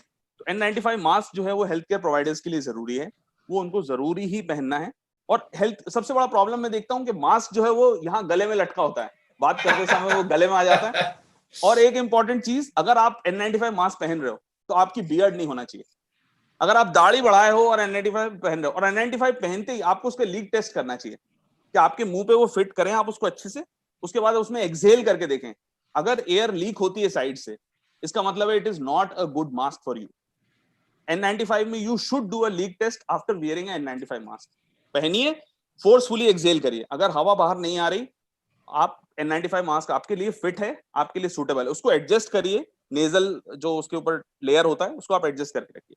तीसरा हुआ कि N95 मास्क पहनने के बाद में इसको यहाँ वहां लटकाना नहीं है। अब आप घर जाएंगे और आप सुनेंगे कि साहब N95 मास्क बिस्तर पे पड़ा है आफ्टर यूज, कि साहब हम तो घर गए और वो वहां रख दिया। तो N95 मास्क का जैसा हम लोग पहले भी डिस्कस कर रहे थे कि अगर आप डॉक्टर हैं तो आप एक 5 या 4 N95 मास्क का सेट खरीद लें। पहले दिन आप उस N95 मास्क को यूज करें, उसका एक पॉलिथीन अलग से रखें, उसमें डाल दें और नंबर डाल दें कि 1 डे। एक N95 मास्क आप 5 बार यूज कर सकते हो, पर उसको 3-3 दिन के गैप के बाद यूज करना है। तो आप जैसे 5 का या 4 का सेट बना लें, 1 2 3 4 लिख दें, every 4th day you can reuse it. But वो जो पुराने मास्क हैं वो ऐसी जगह होना चाहिए जहां कोई टच ना करे। मैं क्या करता हूं, मैं अपने कार के डैशबोर्ड पे रखता हूं। I will keep for sun god to sterilize it, because that is the best time. अभी 48 42 45 डिग्री चल रहा है कार के अंदर, so that I think that is the best way of sterilising. तो ये आप कर सकते हो for sterilising and managing of this. दूसरा एक और इंपॉर्टेंट चीज जो छूट रही है इसमें, तो कॉन्टेक्स्ट में नहीं है, अभी सारे स्टडीज में ये आ रहा है कि आपका फुटवेयर जो है वो सबसे इंपॉर्टेंट कॉज है कोरोना स्प्रेड करने का। तो गाइडलाइन ये है कि आपको चप्पल जो है वो लेदर का नहीं पहनना है, you should wear a rubber slipper and wash it and take when you take bath after. जब आप घर आते हो बाथ नहाते हो तो उस समय आपको अपना चप्पल भी साथ में धोना है, because Americans are finding that most common cause of spread of corona has been your footwear, because we are still Very wearing nice. we are still wearing those formal shoes and taking those shoes inside। तो वो shoes जो है वो एक बहुत बड़ा issue हो रहा है, तो उसको भी ध्यान रखना है स्प्रेड। बहुत बढ़िया। तो अब मैं इसको थोड़ा सा सम अप करूंगा। जी जी जी संगीता प्लीज। एक चीज मैं फोकस करना चाहती हूँ मास्क के बारे में। लोग मास्क ये वाला वो वाला सब यूज करने के लिए बोलते हैं, मगर एक चीज और बहुत ध्यान करने की कि मास्क को उतारना कैसा है, इस पे भी बिल्कुल ले पब्लिक को बताना बहुत जरूरी है कि एक बार आपने मास्क पहना तो उसको आप जब तक लौट के नहीं आते उसको मत छूइए। Outer surface is infected, do not touch it, do not remove it. बहुत बढ़िया। उसको नीचे से लैच करिए और फिर ऊपर निकालिए, और उसके बाद यानी उसको उतारने से पहले हाथ धोइए, उतारने के बाद हाथ धोइए, फिर ही फेस को टच करिए। स्पेशली जो आउटर सरफेस है मास्क का, वो उसको हमेशा हमको ये सोचना है कि वो इन्फेक्टेड ही है और उसको हमको किसी भी हालत में नहीं छूना है। जब हम 5-6 घंटे तक मास्क पहने रहते हैं तो कई बार हमको प्यास लगती है और हम मास्क नीचे करके पानी पीते हैं, जो कि एक गलत तरीका है। उसको प्रॉपरली डीलैच करके बॉक्स में रखिए या ड्रॉज में रखिए, पानी पीजिए, फिर प्रॉपरली फिर से पहनिए। ये बहुत जरूरी है। मैंने देखा कि सारे सब जगह मास्क के बारे में ध्यान जरूर दिया गया है, मगर उसको निकालने के बारे में फोकस हमको करना बहुत जरूरी है। Thank you so much. मैं बोला 1 मिनट और लूंगा अमृत में। जी जी जी। क्या है, एक और स्टडी है कि अगर आप N95 मास्क 4 से 6 घंटे पहन रहे हैं तो आपका कार्बन डाइऑक्साइड वैल्यू बढ़ जा रहा है। और अगर आपको सांस का प्रॉब्लम है तो इसलिए जैसे मैम ने बोला कॉन्स्टेंटली 4 घंटे से ज्यादा मास्क मत पहनो आप। If you are wearing your doctor, आप 4 घंटे अपने ओपीडी में बैठ रहे हो, 4 घंटे के बाद you take a break of 1 hour without mask, you have to live. क्या होगा अगर आपको कुछ थोड़ा सा भी प्रॉब्लम है, अगर आपका कार्डियोवैस्कुलर हेल्थ ठीक नहीं है या रेस्पिरेटरी हेल्थ ठीक है और आप कंटिन्यूअसली 6 से 8 घंटे तक N95 मास्क पहन रहे हो, तो आपके आर्टेरियल ब्लड गैस लेवल्स में आपके carbon dioxide values are increasing. It is very lethal and dangerous. It can feel you giddy, आपको चक्कर सा लगने लगेगा, अनकंफर्टेबल लगने लगेगा। तो ये भी बहुत इंपॉर्टेंट है डॉक्टर्स के लिए। देखा गया है कि वो मास्क को बार बार लोग ऊपर नीचे करते रहते हैं। वही अवेयरनेस फैलाना बहुत जरूरी है। मास्क पहनना ये तो सबको पता चल गया है, मगर वो 20 बार ऊपर नीचे करते हैं, वो फैलाना जरूरी है कि उसको टच नहीं करना है। ठीक है, अब मैं जल्दी से सम अप करता हूं मास्क के इशू को। देखिए, मेरी आवाज आ रही है? हाँ, श्योर, ऑडिबल। तो मैं आप लोगों के सारे विचारों को समअप करता हूं। सबसे पहले, आम पब्लिक के लिए N95 मास्क जरूरी नहीं है। अभी हमारे देवी शेट्टी साहब ने भी बहुत अच्छा एक वीडियो बनाया था कि जब हम बार बार N95 या कोई डिस्पोजेबल मास्क यूज करते हैं, हॉस्पिटल्स में तो हमारे पास जगह होती है उसको डिस्पोज करने की, प्रॉपर हमारे पास बिन्स होते हैं, आपके पास घर पे नहीं होते, तो उसको जब आप निकाल के उतार के फेंकते हैं, वो इन्फेक्शन का बहुत बड़ा सोर्स बनता है। इसीलिए आप कपड़े का मास्क यूज करें, जिसको आप गर्म पानी में धो सकते हैं, जैसे ऋषि सर ने बताया, धूप में सुखा सकते हैं, अभी धूप बहुत अच्छी मिल रही है, प्रेस करके फिर से रीयूज कर सकते हैं, आपके लिए उतना पर्याप्त है, उसके आउटर सरफेस को छूना नहीं है। एक और बात बहुत इंपॉर्टेंट आपको पता चली, हर 2-3 घंटे में डॉक्टर्स को मास्क को अंदर से पकड़ के उतार के बाहर रखना है, और फिर कि आपके कार्बन डाइऑक्साइड लेवल्स ना बढ़े। तीसरी चीज, एक मास्क की लिमिट 8 घंटे की है, ये पहले के डिस्कशन में हुआ था, 8 घंटे से ज्यादा एक मास्क को यूज ना करें। 8 घंटे से ज्यादा अगर आप ड्यूटी कर रहे हैं तो फिर से आप वो एक नए मास्क को लेके आए। एक और चीज जो मार्केट में अभी कॉमनली मिल रहा है, ऋषि सर ने करेक्टली बताया कि N95 का बहुत बड़ा हुआ है, एक KN95 भी मिल रहा है, एक आपको FFP2 मास्क भी मिल रहे हैं। तो ये सारे अलग अलग देशों के ग्रेडेशंस हैं। N95 USA का है, मगर जो भी अच्छे मास्क हैं उनमें एक बार कोड होता है जिसको आप ऑनलाइन भी चेक कर सकते हैं, जिसमें उसकी पूरी हिस्ट्री दी होती है। N95 में एक न्यूयॉर्क कोड होता है, ये कोड्स आपको चेक करना बहुत ज्यादा जरूरी है। और दूसरा, किसी भी रेट पे N95 मास्क नहीं खरीदना है। मेडिकल पर्सनल को मतलब हम मेडिकल वालों को 100 से 150 रुपए के बीच में मास्क मिल रहा है, और 200 तक में भी मास्क अवेलेबल है। KN95 45 से 90 रुपए का, again depending upon region, but कुछ लोग 500 में, 2000, मतलब वो कोई संजीवनी बूटी नहीं कि आपने N95 मास्क पहन लिया तो आपको कोरोना हो ही नहीं सकता। तो ऐसे चीजों में अपन नहीं पड़े। और बाकी तो हमारे एक्सपर्ट्स ने बहुत ही अच्छी आपको सलाह दी है। और इसके साथ हम मास्क के एस्पेक्ट पे भी जाते हैं। पीपी किट के बारे में लोगों ने पूछा, वो अभी हम डिस्कशन में नहीं लेंगे कि उसके लिए हम एक अलग सेशन रखेंगे, it is too big a session. हम अपने देश के सारे मैन्युफैक्चरर्स को बहुत बहुत धन्यवाद, साधुवाद और सलूट करना चाहेंगे कि इतने कम समय में इंडिया न केवल खुद के पीपी किट बनाने लगा बल्कि उसको एक्सपोर्ट भी करने लगा है। इसके विषय में मैं अंत में भी कुछ बात करना चाहूंगा। अब हम एक बहुत इंपॉर्टेंट टॉपिक पे आ रहे हैं, जिसमें मैं सारे डॉक्टर्स से इंडिविजुअली पूछूंगा, जिसके लिए बहुत सारे हमारे medical representative Mitra log on हुए हैं। टॉपिक ऑफ डिस्कशन ये है कि जब लॉकडाउन खुलता है, मैं रिपीट कर रहा हूं, जब लॉकडाउन खुलता है, जब तक लॉकडाउन नहीं खुलता हम किसी मेडिकल रिप्रेजेंटेटिव से मिलने की कंडीशन में नहीं है। जब लॉकडाउन खुलता है, आपके रीजन अगर कंटेनमेंट में नहीं और लॉकडाउन खुल रहा है, तो हम किस तरीके से मेडिकल रिप्रेजेंटेटिव्स को सलाह देंगे मिलने की, जो आप अभी हमको सीनियर्स एडवाइस देंगे, उसी पे हम गाइडलाइन बना के IIMA जबलपुर की गाइडलाइन को जारी करेंगे। तो सीनियरिटी वाइज मैं पहले डॉक्टर अनिल गुप्ता सर से जानना चाहूंगा कि क्या आपका कहना है सर, कैसे मिले हम मेडिकल रिप्रेजेंटेटिव्स? देखिए, पहली चीज है कि MR का काम मेरे को लगता है सिर्फ डॉक्टर से मिलना ही नहीं है। इस समय उनकी बहुत ज़्यादा ज़रूरत है। लॉकडाउन में बहुत सारे पेशेंट जो हैं आजू बाजू के गाँव में हैं, जहाँ पर उनकी दवाइयाँ मिलना इस समय बहुत मुश्किल हो रहा है। ज़रूरी है MRs के लिए कि वो आजू बाजू के गाँव में अपनी दवाएँ पहुँचाएँ, जिससे मरीजों को जो तकलीफ हो रही है, वो मरीज आज की तारीख में गांव से जबलपुर नहीं आ पा रहा है या शहर नहीं आ पा रहा है, उसको दवाई नहीं मिल रही है, तो उनका इस समय लॉकडाउन में बहुत बड़ा रोल है कि वो जो आम मरीज है उसके तक अपनी दवाएं पहुंचाएं। एक बार लॉकडाउन खुल गया, उसके बाद देखिए, कोरोना एक ऐसी चीज है, ये हमारे साथ रहने वाली है, ये खत्म तो होने वाला नहीं है, क्योंकि इसका इन्फेक्शन रेट बहुत ज़्यादा है, मॉर्टेलिटी है नहीं, लोग एसिम्प्टोमेटिक रहते हैं, इसलिए कोरोना अभी ख़त्म होने वाला नहीं।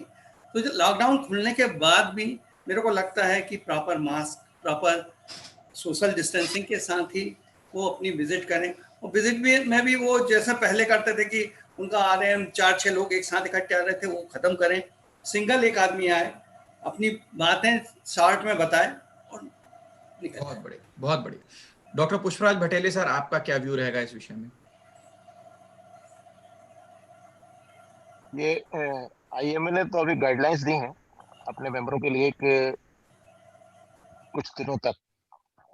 इनफैक्ट हमने उसमें टाइम स्पेसिफाई किया है कि 30 जून तक MR विजिट जो है as long as possible, as much as possible curtail की जाए और अलाउ ना किया जाए। लेकिन यदि बहुत जरूरी है और MR कंसल्टेशन डॉक्टर से बहुत जरूरी है। तो जो पहले जैसे सर ने बताया कि सोशल डिस्टेंसिंग और सेफ्टी नॉर्म्स को लागू करते हुए इलेक्ट्रॉनिक माध्यम से करें तो ज्यादा अच्छा होगा।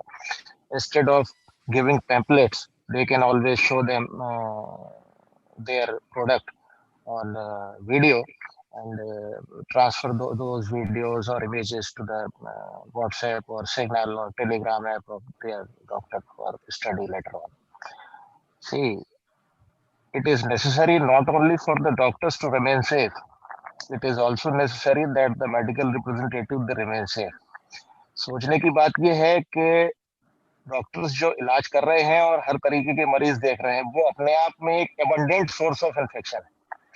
वो एक तरीके से कोरोना से लड़ने का औजार ही नहीं है, वो कोरोना फैलाने का औजार भी साबित हो सकते हैं। तो यदि वो अपनी विजिट्स कम रखेंगे तो ये उनके लिए भी अच्छा होगा, तो हमारे लिए भी अच्छा होगा। बहुत बढ़िया सर, बहुत बढ़िया। संगीता मैम, आपका इस विषय में क्या कहना है? IIM जबलपुर क्या बोलना चाहता है? मैं सहमत हूँ तुम्हारे से कि लॉकडाउन खत्म होने तक MR से नहीं मिलना चाहिए। MR हमारे एक प्रैक्टिस का एक अभिन्न अंग है, उनसे मिलना तो पड़ेगा जैसे ही लॉकडाउन खत्म होएगा, और वो हमें हमेशा ही मदद करते रहे हैं। इस समय पे मैं कहूँगी कि सारे डॉक्टर्स को उनके मदद की इस तरह से जरूरत है कि बहुत सारे डॉक्टर्स के क्लिनिक्स में बहुत सारी सैनिटाइजर्स और डिसइंफेक्शन का जो सामान है, ये बड़ी बड़ी कंपनी से बहुत इजीली आ जाता है और डॉक्टर्स को काफी मदद हो जाती है इन सब चीजों में। तो यानी वो अपने जो फंड्स हैं हमारे पेशेंट्स को एजुकेट करने के लिए लगाएं, पैम्फलेट्स ऐसे रहें जो कोरोना के बारे में पूरा अवेयरनेस आजू बाजू के एरिया में फैलाएं, और हमको जिस तरह से वो कंपनीज जैसे कि PPE किट, सैनिटाइजर से डॉक्टर्स को हेल्प कर सकती हैं, वो उसी तरह से हेल्प करें, इस बजाय कि किसी और तरीके से हेल्प, अगर किसी को जरूरत है तो वो इसी तरह से हेल्प करे। मगर मैं ये सबसे जरूरी चीज ये कहूंगी कि उनको क्लिनिक के बाहर या हॉस्पिटल के बाहर, हॉस्पिटल में तो आने की जरूरत ही नहीं है, क्लिनिक के बाहर भीड़ लगाने की जरूरत नहीं है। They have to come with appointment as patients खत्म होने के बाद आए, तय कर लिया जाए कि भाई आज ये 3 मिलने वाले हैं, उसके बाद ये 3 मिलने वाले हैं, उसके बाद ये 3 से 4 से ज्यादा कंपनीज ना मिले एक दिन, और पेशेंट के बाद ही आए, और सोशल डिस्टेंसिंग और जो नियम है उसको फॉलो करते हुए ही हम उनसे मिलें। ऋषि सर, आपका क्या कहना है इस विषय? नहीं, सबने सब कुछ कह ही दिया है, मुझे लगता है बहुत कुछ कहना नहीं। मेरा पॉइंट यही है कि मतलब अभी तो फिलहाल सही बात है, जो भी एसिम्प्टोमेटिक पेशेंट्स हैं क्लिनिक पे आके और इन्फेक्ट ना हो, तो अभी ना ही आए तो अच्छा है। ठीक है, मैं सम अप करता हूं। देखिए, मैं ये बताना चाहूंगा कि हमारे मेडिकल रिप्रेजेंटेटिव्स एक बहुत बड़ा फोर्स है जो हेल्प करते हैं पेशेंट्स की, डॉक्टर्स की, हर तरीके से। बहुत सारे लोग इस फील्ड में एम्प्लॉयड हैं। लॉकडाउन से हम देख रहे हैं किस तरह की का इकोनॉमिक स्लो डाउन हुआ है, जिससे सभी इंडस्ट्रीज अफेक्ट हुई हैं। तो अब धीरे धीरे हम सबको उठना पड़ेगा। संगीता मैम ने बहुत अच्छा पॉइंट बोला कि आप हॉस्पिटल्स में ना जाएं, हॉस्पिटल्स में प्लीज अभी कॉल्स बंद कर दें। लॉकडाउन खुलने के बाद हमारी क्लिनिक्स में आप आए, पहले प्रायर अपॉइंटमेंट लेके आए, सोशल डिस्टेंसिंग, मास्क सब लें। हमें एज डॉक्टर्स आपके इक्विपमेंट या किसी चीज की जरूरत नहीं है, बट आप ये देखिए कि पहले जो डॉक्टर स्पिरिट हम लोगों को 100-150 रुपए का मिलता था, वो 700-800 रुपए तक गया। हर चीज के रेट, फॉगर के रेट, इसके रेट, उसके रेट बढ़े, बट डॉक्टर की फीस कभी नहीं बढ़ी। तो हम डॉक्टर्स ने कोरोना टाइम में किसी को भी एक्सप्लॉइट नहीं किया। लेकिन हमारे खर्चे जो हैं, हमारे यहाँ कई बार मरीज मास्क पहन के नहीं आते तो हम प्रोवाइड करते हैं, मरीजों को ग्लव्स हम प्रोवाइड करते हैं, सैनिटाइजर्स आप खुद ही देख रहे हैं कितने महंगे मिल रहे हैं। एक दिन में कई बिजी क्लिनिक्स में 4-4, 5-5 लीटर सैनिटाइजर यूज होता है। We are not charging patients for that.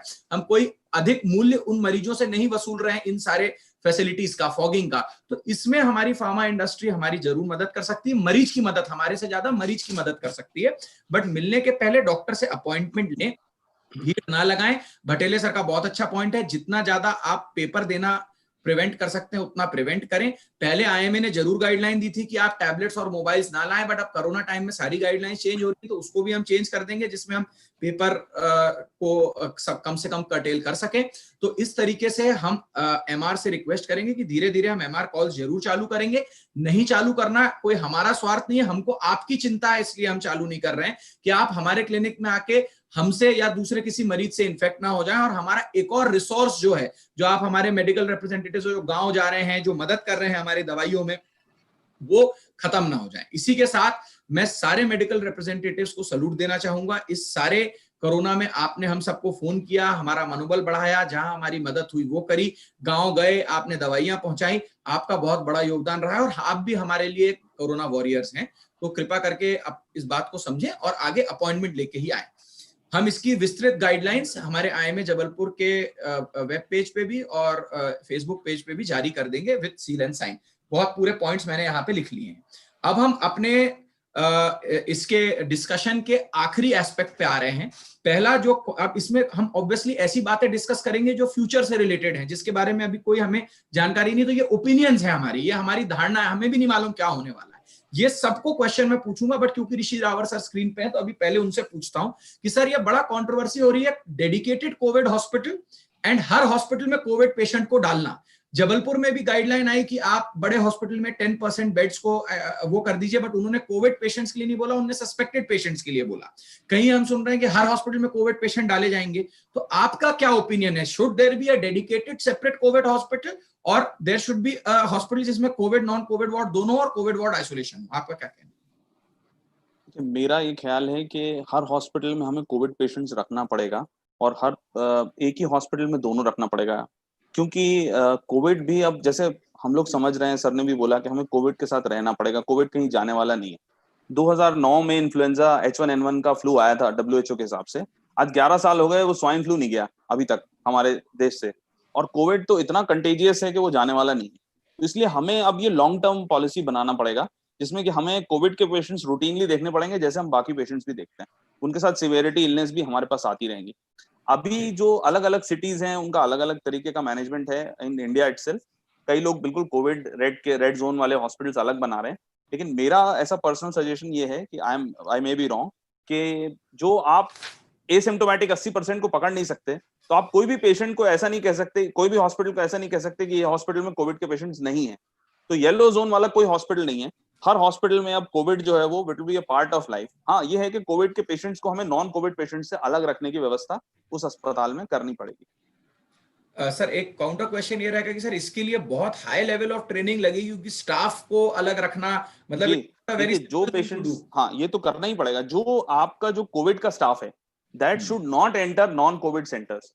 आपको ये तो मैं कह रहा हूं कि आपकी जो कोविड के समय में, जैसे तुमने बोला अमरिंदर, कि the cost of treatment will go up from on the doctors part, क्योंकि जो आपका स्टाफ कोविड के साथ काम कर रहा है, कोविड के आईसीयू में या कोविड के जनरल वार्ड में या कहीं भी आईसीयू में ही रखेंगे ज्यादातर, तो वो कोविड आईसीयू आपको अलग बनाना पड़ेगा और उस स्टाफ को हमें नॉन कोविड पेशेंट के साथ इंटरेक्ट करने नहीं दे, क्योंकि जो भी पेशेंट हॉस्पिटल में एडमिट है वो इम्यूनो कॉम्प्रोमाइज्ड है, उसके अंदर इन्फेक्शन की लायबिलिटी बहुत ज्यादा है।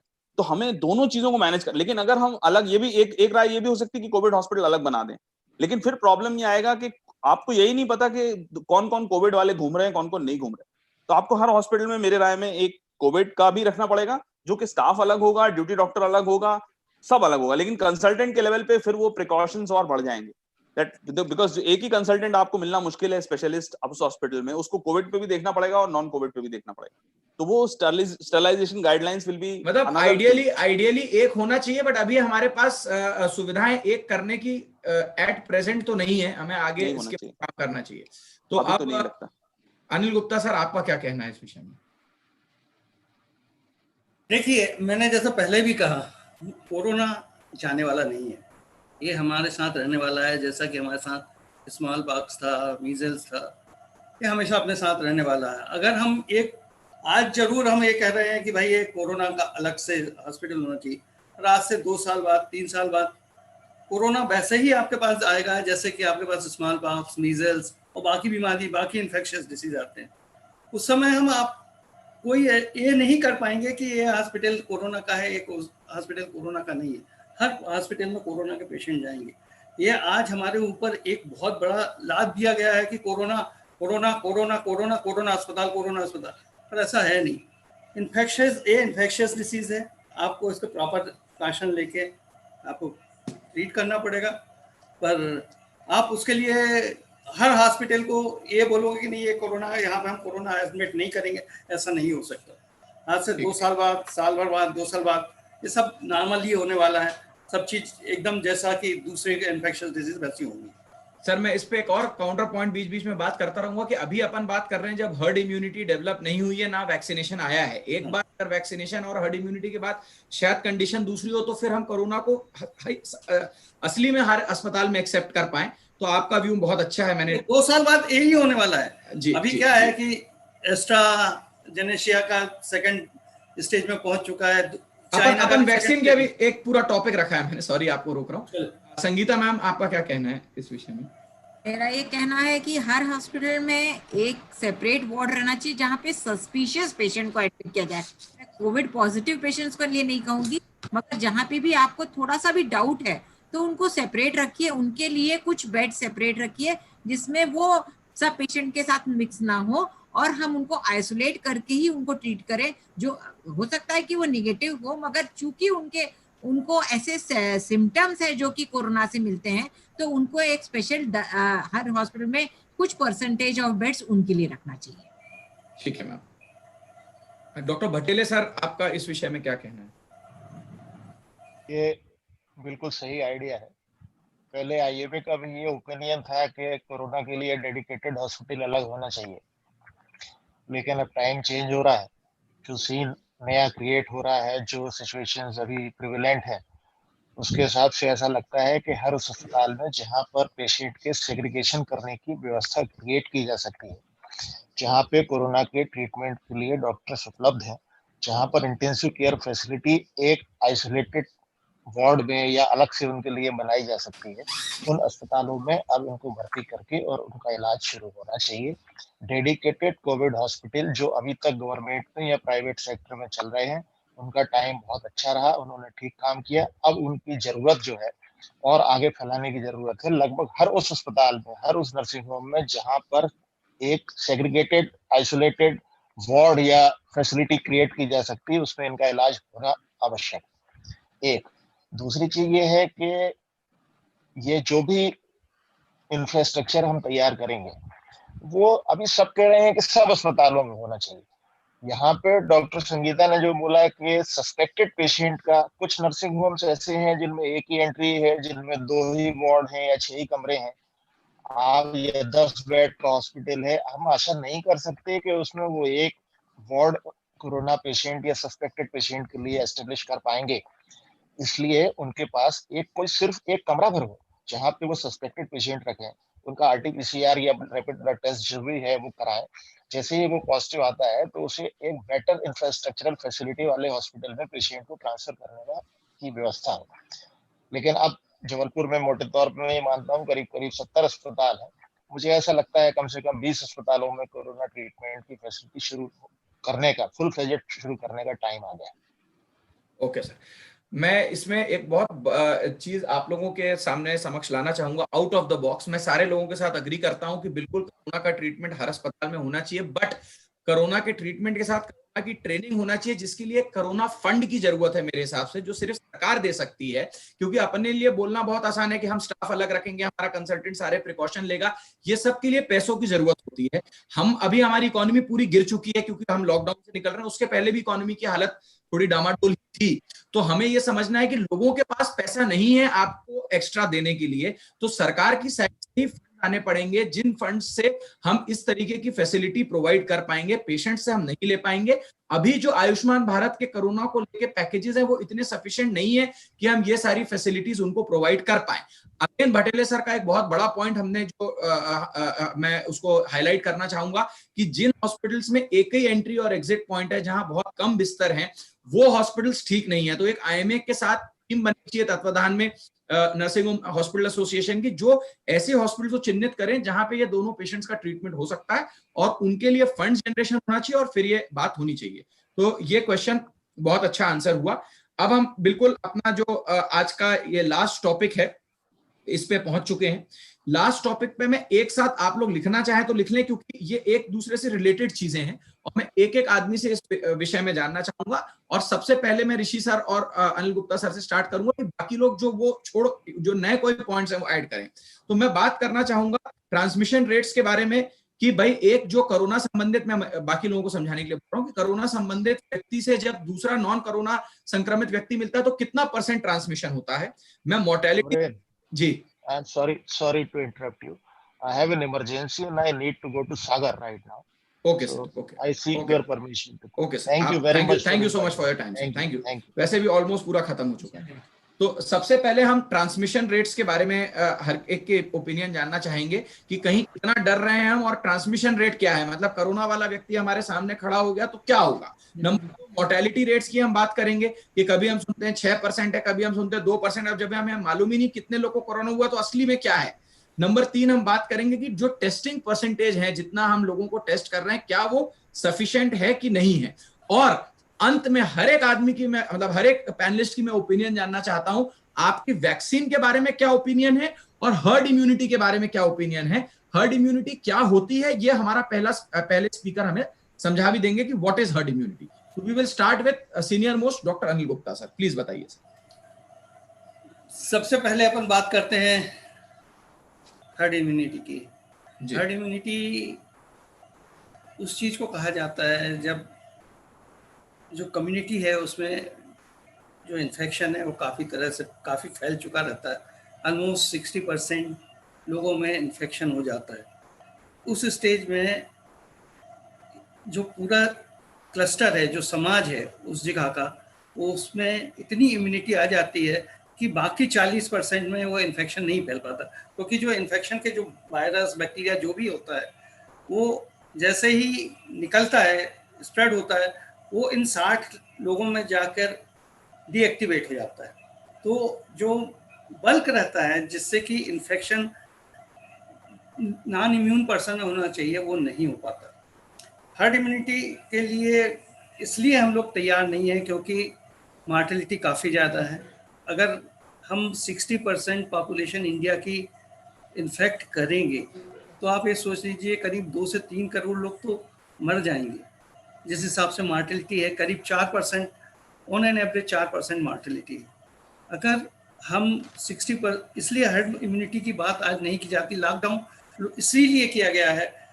पहले जो इंग्लैंड के हेल्थ मिनिस्टर थे उन्होंने सबसे पहले यही किया कि भाई हम हर्ड इम्यूनिटी डेवलप करेंगे तो ये इन्फेक्शन ख़त्म हो जाएगा। पर उन्होंने जैसे ही देखा कि इन्फेक्शन बढ़ रहा है, मार्टेलिटी बढ़ रही है, लोग मरने लगे, उन्होंने फट से इसको हर्ड इम्यूनिटी का कॉन्सेप्ट बंद करके लॉकडाउन किया। इसी के कारण इंग्लैंड में लॉकडाउन बाद में चालू हुआ और उसके कारण वहाँ की मार्टेलिटी ज़्यादा हुई। जब इंडिया में हमने उसको ज़्यादा लॉकडाउन किया, पर ये हर्ड इम्यूनिटी के लिए बहुत टाइम लगेगा। दूसरी चीज़ वैक्सीन एक दिवा स्वप्न है, इसलिए क्योंकि आज एस्ट्राजेनेसिया और क्या एक चाइना का वैक्सीन सेकेंड स्टेज में पहुंच चुका है। पर एक चीज़ समझिए, एस्ट्राजेनेसिया का वैक्सीन हो सकता है सबसे पहले आए, जनवरी तक आ जाएगा, पर उसके करीब 3 लाख जो पहले वैक्सीन है वो इंग्लैंड अमेरिका ने पहले खरीद लिए। अब आप ये समझ लीजिए कि अगर वो 3 करोड़ वैक्सीन उन्होंने खरीद चुके हैं ऑलरेडी, कि जैसे ही बनेगा 3 करोड़ वैक्सीन अमेरिका को खरीदना है, तो आप ये सोच लीजिए कि बाकी लोगों के पास आते आते तो 2 साल 3 साल लग जाएंगे। इसलिए वैक्सीन के बारे में अभी हमें सोचने के लिए बहुत टाइम है। ठीक। मार्टेलिटी 4% के करीब। ठीक है। और ट्रांसमिशन रेट क्या है सर? देखिए ट्रांसमिशन रेट वही है, आज की तारीख कहना बहुत मुश्किल हो रहा है। कई जगह ऐसा होता है, एक पेशेंट अभी एडमिट हुआ एक अस्पताल में, 10 दिन तक रहा, वहाँ पे लोगों ने देखा कोई पीपीई का किट का कुछ नहीं, सिर्फ सिंपल मास्क और ग्लव्स, उसके साथ उसके रिश्तेदार रहे, पर किसी को भी एक को भी पॉजिटिव नहीं आए। और वही किसी जैसे धरावी वाली जैसी जगह है या किसी स्लम्स में आप देखिए कि एक पेशेंट होता है और पता चलता है कि सैकड़ों की तादाद में पेशेंट निकल आते हैं। इसलिए एक आज के हम नहीं कह सकते हैं कि कितने, अगर एक पेशेंट से कितने पेशेंट में हो सकता है। लोग ये कह रहे हैं कि 40 to 50% चांस होता है। 40% चांस है कि अगर किसी को एसिम्प्टोमेटिक पेशेंट है तो उससे 40% चांस है कि दूसरे को लग सकता है, पर we are not sure. Rishi sir. ये मेरा थोड़ा सा डिफरेंट है। मैं एक्चुअली ये कहना चाहूंगा कि पहली बात कि हमारे देश का कंसेप्ट की बात करूं मैं, वर्ल्ड जी, में पहला तो ये कि हमारे देश में कोरोना इज अच्छे से हैंडल हो पा रहा है very compare to nice. West. कारण और दूसरा क्या है कि जैसे आपने पूछा कि मोर्टेलिटी रेट और वो, हमारे यहाँ एक चीज हमें समझना पड़ेगा कि corona is a RNA virus. तो आरएनए वायरस के लिए जो टेस्टिंग फैसिलिटी है, जैसे RTPCR, RTPCR means reverse transcriptase, यानी पहले आरएनए को डीएनए में कन्वर्ट करो फिर टेस्टिंग करो। तो ये स्पेसिफिक मशीन्स हमारे यहाँ थोड़ा कम है इंडिया में, और ये पहला वायरस है आरएनए का जिसका हमें इतना, तो हमारे पास टेस्टिंग फैसिलिटीज कम है। मेडिकल कॉलेज में जैसे अभी बीच में एक मेडिकल कॉलेज की मशीन चल रही है। अब प्रॉब्लम क्या है, हम अपने मोर्टेलिटी रेट्स और इन्फेक्शन रेट्स हमारे को सही पता नहीं है। जैसे आज हमारे देश में आंकड़ा चल रहा है कि 1,60,000 पेशेंट पर्सन इन्फेक्टेड है, पर क्या ये सही आंकड़ा है?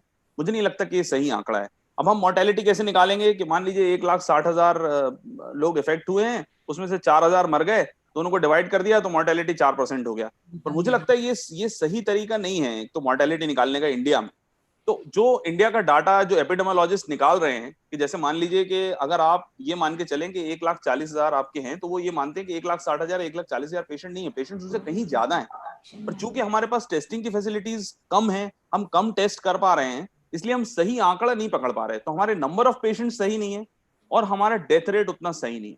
पर जो एपिडेमोलॉजिस्ट ने अब रिसेंट निकाला है, वो निकाला है 0.5 to 1% मोर्टेलिटी इन इंडिया। कि अगर अपन सब चीजों को जोड़ घटा के, जो इनके कॉम्प्लेक्स फॉर्मूलेज होते हैं, मुझे क्या उसके बात बारे में ज्यादा आइडिया नहीं है, लेकिन बहुत अगर वो शानदार। 0.5 to 1% के अप्रोक्सीमेटली उनका कहना है मोर्टेलिटी होगी, जिसमें से कि 4 से 5% पेशेंट्स को हॉस्पिटलाइजेशन का जरूरत पड़ेगी।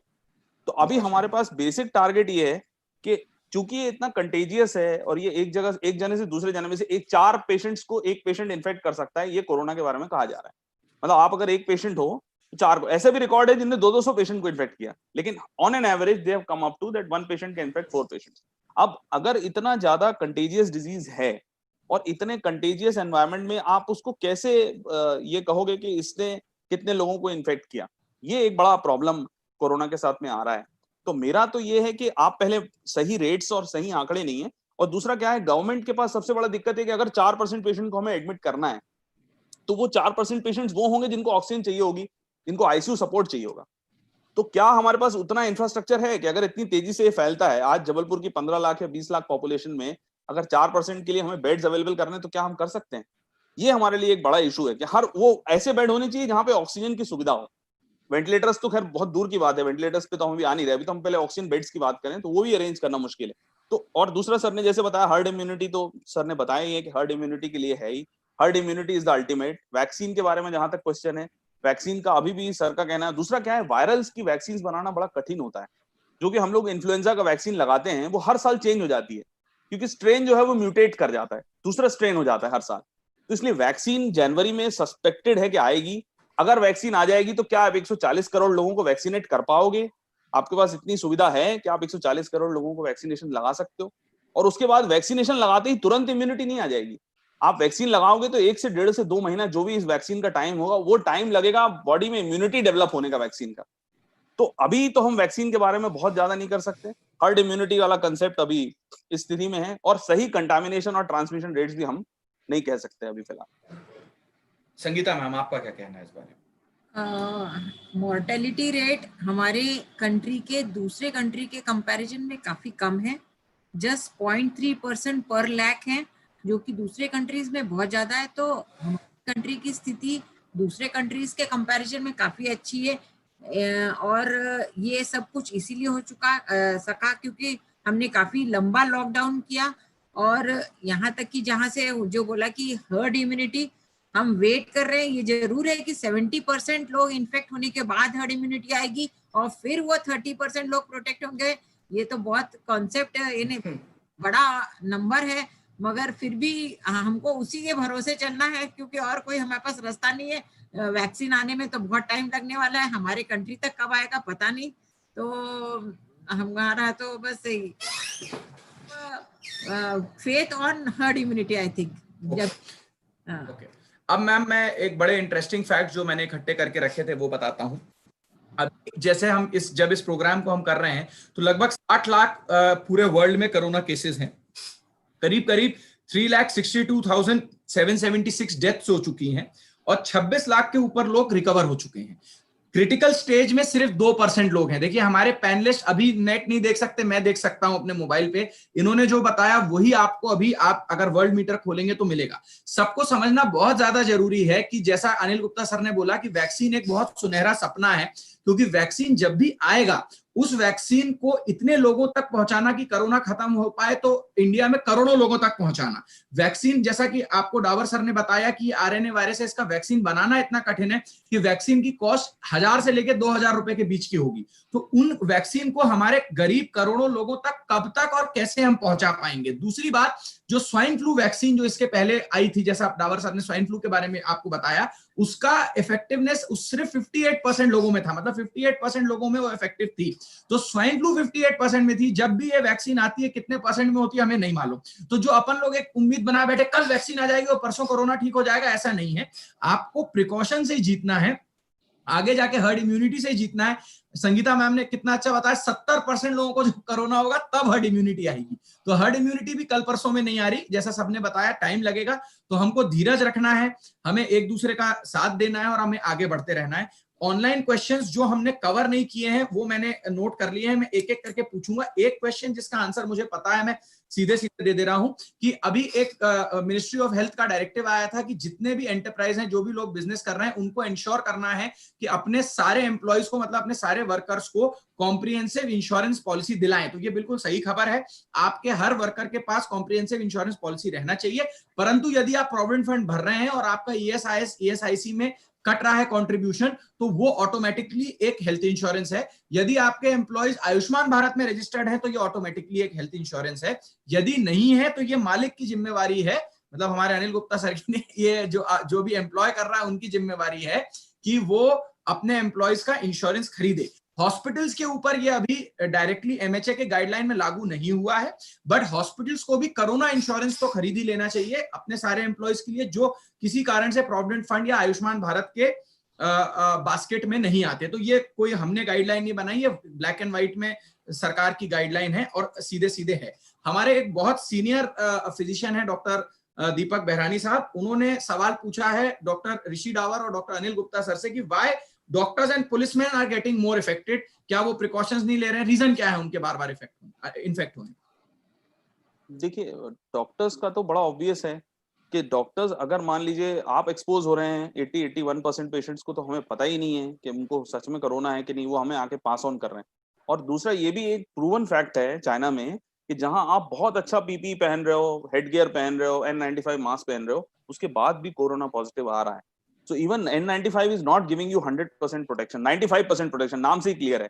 It will filter 95% of virus. So you are still on luck. तो एक तो ये हो गया डॉक्टर्स का। पुलिसमैन का भी, क्योंकि वो ज्यादा बाहर हैं, they are expose to so many people, उनको रोकना कौन सिम्टोमेटिक है कौन नहीं, और पुलिसमैन तो उतना ख्याल भी नहीं रख पा रहे हैं मुझे लगता है। They are working day in day out, sweating हो रही है, सारा गर्मियों में काम कर रहे हैं, पसीना, मास्क लगा भी है तो पसीने की वजह से मास्क पे जैसे हाथ जा रहा है, उनको उस तरह का अवेयरनेस है कि नहीं, whether not to touch their hands with this thing. मुझे लगता है यही वजह होना चाहिए पुलिसमैन में। डॉक्टर्स का तो मतलब इट इज क्वाइट ऑब्वियस है। Okay okay, Anil Gupta sir आप क्या बोलना चाहेंगे? सारी चीजें बता दी रजिशी ने। ठीक है, एसिम्प्टोमेटिक पेशेंट्स को ट्रीट करने में ही डॉक्टर्स ज्यादा इन्फेक्ट हो रहे हैं मेरे अकॉर्डिंग, क्योंकि पता ही नहीं रहता कि कौन पेशेंट को कोरोना पॉजिटिव है, बाद में पता चलता है, उससे पहले वो डॉक्टर उस पेशेंट से कांटेक्ट में आ जाता है। और बहुत बढ़िया। अच्छा, अभी एक बड़ा सिंपल क्वेश्चन था जो मैं आंसर कर देता कि कोरोना और कोविड-19 एक ही चीज है क्या? हाँ बिल्कुल एक ही चीज है। अब इसके डिटेल में हम नहीं जाते, आप समझने के लिए समझ लीजिए एक ही चीज है। कोरोना उस वायरस का नाम है, कोविड-19 इस बीमारी का नाम है जो उस वायरस की वजह से हो रही है। बट आप लोग मतलब जो हमारे आम पब्लिक ने पूछा है तो बिल्कुल एक ही चीज है। अच्छा, एक और सवाल पूछा गया ऋषि डावर सर से कि सेफ डिस्टेंस क्या है सर? जो सोशल डिस्टेंसिंग सब लोग बोलते हैं, दो लोगों के बीच में कितना डिस्टेंस को हम सेफ डिस्टेंस बोलते हैं? देखिए सोशल डिस्टेंसिंग है 2 मीटर्स या 6 फीट, यानी आप ऐसे समझो 2 हाथ की दूरी। This is what is important. पर हमारे यहाँ चूंकि इतना पॉसिबल नहीं, हम 1 हाथ की दूरी प्रमोट कर रहे हैं। वी आर प्रमोटिंग 1 मीटर और 3 फीट की दूरी प्रमोट कर रहे हैं, पर इट शुड बी 2 फीट और 6 फीट और 2 मीटर्स, 2 हाथ का दूरी from each and every person. Droplets can actually, concept यही है कि ड्रॉपलेट्स जो है वो 2 फीट तक जा सकते हैं, ड्रॉपलेट इन्फेक्शन से बचाएगा। लेकिन एक चीज और ध्यान रखना है जो मैं अभी यहाँ बोल दे रहा हूँ कि अगर मान लीजिए आपके पेशेंट नेबुलाइजर्स यूज कर रहे हैं, कोई भी घर पे नेबुलाइजर्स यूज कर रहा है, तो नेबुलाइजर से जो कोरोना वायरस होने का चांस है वो बहुत बढ़ जा रहा है। तो इसलिए आईसीयूज में, घरों में भी जो पेशेंट्स नेबुलाइजर यूज कर रहे हैं, क्योंकि नेबुलाइजर से कोविड-19 एरोजोलाइज हो जाता है। एरोजोलाइज होने के बाद वो वायरस 3 दिन तक जिंदा रहता है आपके एनवायरमेंट में, तो वो दूसरे लोगों में भी इन्फेक्ट कर सकता है। तो ये भी ध्यान रखें। आउट ऑफ कंटेक्स्ट है पर याद आया तो बोल दिया। ऋषि सर, आप ही के साथ में रहना चाहूंगा क्योंकि अगला सवाल भी आप ही से है। एक माता जानना चाह रही है, एक मदर जानना चाह रही है कि उनका 2.5 ईयर्स का बच्चा है, उसको स्कूल में एडमिट किया जाए कि नहीं, ये सेफ है कि नहीं? देखिए, सबसे अच्छा बात कोरोना के साथ ये है कि लेस देन 12 इयर्स मोर्टेलिटी बहुत ही कम है। मतलब बच्चों में तो मोर्टेलिटी बहुत ही, अब जैसे हमारे अभी एक बच्चे का डेथ हुआ, लेकिन मैंने पूछा फिर फोन करके कि यार ये कैसे के बच्चे, उनमें मैल न्यूट्रिशन और अदर इश्यूज भी थे, तो हम ये नहीं कह सकते कि वो कोरोना की वजह से डेथ हुई। तो एक तो क्या है, वर्ल्ड वाइड आप डाटा देखोगे 12 साल से कम के बच्चों में कोरोना नहीं है। लेकिन मुझे लगता है कि स्कूल्स जहाँ के बहुत ज्यादा भीड़ होगी, अभी तो मुझे नहीं लगता कि स्कूल में 2.5 साल में वैसे भी नहीं डालना चाहिए, अभी बहुत जल्दी है। 3.5 साल 2.5 साल में प्ले स्कूल डालने की क्या जल्दी है। पर जहां तक हो सकेगा, मुझे नहीं लगता कि गवर्नमेंट जुलाई में स्कूल्स खोलेंगी, अभी तो ये डायरेक्टिव है। मुझे लगता है शायद ये और आगे बढ़ेगा, ऑनलाइन आगे बढ़े, कुछ चढ़ने वाली है अभी तो। Okay sir. अगला सवाल मेरा अनिल गुप्ता सर से रहेगा। सर, हम व्हाट्सएप फेसबुक पे लगातार पढ़ रहे हैं कि लोग सरकार को बोल रहे हैं कि पहले पार्लियामेंट खोलो, फिर हाई कोर्ट खोलो, उसके बाद स्कूल खोलो, हमारे बच्चे कोई एक्सपेरिमेंटल एनिमल। क्योंकि भाई बच्चों को पढ़ाई इतनी क्या इमरजेंसी है कराने की, तुमने पार्लियामेंट बंद रखा है और हाई कोर्ट बंद रखा है, सुप्रीम कोर्ट बंद रखा है, लेकिन बच्चे पहुंच जाए स्कूल। तो इसमें आपका क्या कहना है सर? देखिए, बच्चों का स्कूल तो सबसे आखिर में ही खुलना चाहिए, क्योंकि स्कूल में कोई सोशल डिस्टेंसिंग नहीं होती, बच्चे का भी कोई के लिए कोई कानून नहीं होता। वो खेलेंगे, आपस में मिलेंगे, एक दूसरे के गले मिलेंगे, एक दूसरे की लड़ाई करेंगे। इसलिए स्कूल का को तो सबसे आखिर में खुलने का है। बाकी पार्लियामेंट तो सबसे पहले खुल ही जाना चाहिए, क्योंकि वहां पे तो जगह बहुत है, खुलने के लिए हम लोग को कोई प्रॉब्लम नहीं है। कोर्ट्स को बंद करने का कोई दुख ही नहीं है कि आप कोर्ट को बंद कर रहे हो। आराम से आप जो जज है उससे जो बाकी लोग की दूरी 4 मीटर से ज्यादा रख सकते हो आप, वहां पे बहुत जगह है, आराम से कोर्ट खोले जा सकते हैं। पर हम नहीं खोल रहे हैं। स्कूल की बात तो हमको करना ही नहीं चाहिए, स्कूल तो बहुत बात की बात है। बाकी पैनलिस्ट भी इनसे एग्री करते हैं, कुछ और ऐड करना चाहेंगे क्योंकि काफी इंपॉर्टेंट क्वेश्चन है। अच्छा, हमारे एक एमआर भाई ने बोला है कि हमारी जॉब है डॉक्टर से मिलना और इसी से हमको पैसा कमाई का जरिया है, तो कृपा करके हमारा जरिया नहीं छीने। तो भाई साहब, आपसे कोई आपका जरिया नहीं छीन रहा है। हमने बता दिया है कि आईएमए आपके साथ खड़ा है पूरी दृढ़ता से। आप हमको ई प्रोफाइलिंग भी करेंगे, व्हाट्सएप पे भी भेजेंगे तो भी हम आपको सपोर्ट करेंगे। जिन लोगों को हमसे मिलना है वो अपॉइंटमेंट लेके लॉकडाउन के बाद मिल सकते हैं। हम पूरी दृढ़ता से और पूरी तरह से आपके साथ खड़े हुए हैं। तो अब मैं ये आज का सेशन मैंने सारे, क्योंकि जो कॉमन क्वेश्चंस थे जो ऑलरेडी कवर हो गए थे वो मैंने फिर से आंसर नहीं किए हैं। मैं बहुत बहुत धन्यवाद देना चाहूंगा इंटास का, बनवारी जी का, गौतम जी का, हमारे साथ जुड़ने के लिए रौनक जी का, हमारी सपोर्ट टीम का, जिन्होंने ये सारा इकट्ठा किया। ये आज यहाँ समुद्र मंथन हुआ है, इसमें से जो विष निकलेगा, जो हमें कमेंट सेक्शन में मिलेगा, उसको ये महाकाल भक्त ग्रहण कर लेगा, और जो अमृत निकलेगा उसको मैं चाहूंगा कि इंटास वाले इसकी छोटी छोटी क्लिप्स भी बनाएं और सब जगह प्रोपोगेट करें, क्योंकि यहाँ बहुत सारी ऐसी इंफॉर्मेशन निकली जो मुझे भी नहीं मालूम थी, और मैं अपने आप को काफी बड़ा ज्ञानी समझता हूं। तो बाकी कई चीजें होंगी जो लोगों को नहीं मालूम होंगी। पूरा किसी के पास वेबिनार देखने का टाइम नहीं होगा, बट इसकी क्लिप्स निकाल के हम लोगों तक पहुंचाएं, ये बहुत ज्यादा जरूरी है। तो अब मैं हमारे सारे पैनलिस्ट का धन्यवाद देने के साथ साथ क्लोजिंग रिमार्क्स के साथ इस सेशन को एंड करना चाहूंगा। तो मैं अब चालू करता हूं senior most Anil Gupta sir. हमारे को एक चीज जानना है, कोरोना हमारे साथ रहने वाला है। उसका बेसिक कारण है कि इसका इन्फेक्शन रेट ज़्यादा है, मॉर्टेलिटी बहुत कम है, और ये नॉन सिम्टोमेटिक पेशेंट से भी फैल रहा है। प्री इन्फेक्शन यानी जो आपके पास सिम्टम लेके जो पेशेंट आए उसके पहले ही आप पेशेंट फैलाने लगता है। इसलिए हमें उसके साथ ही रहना है।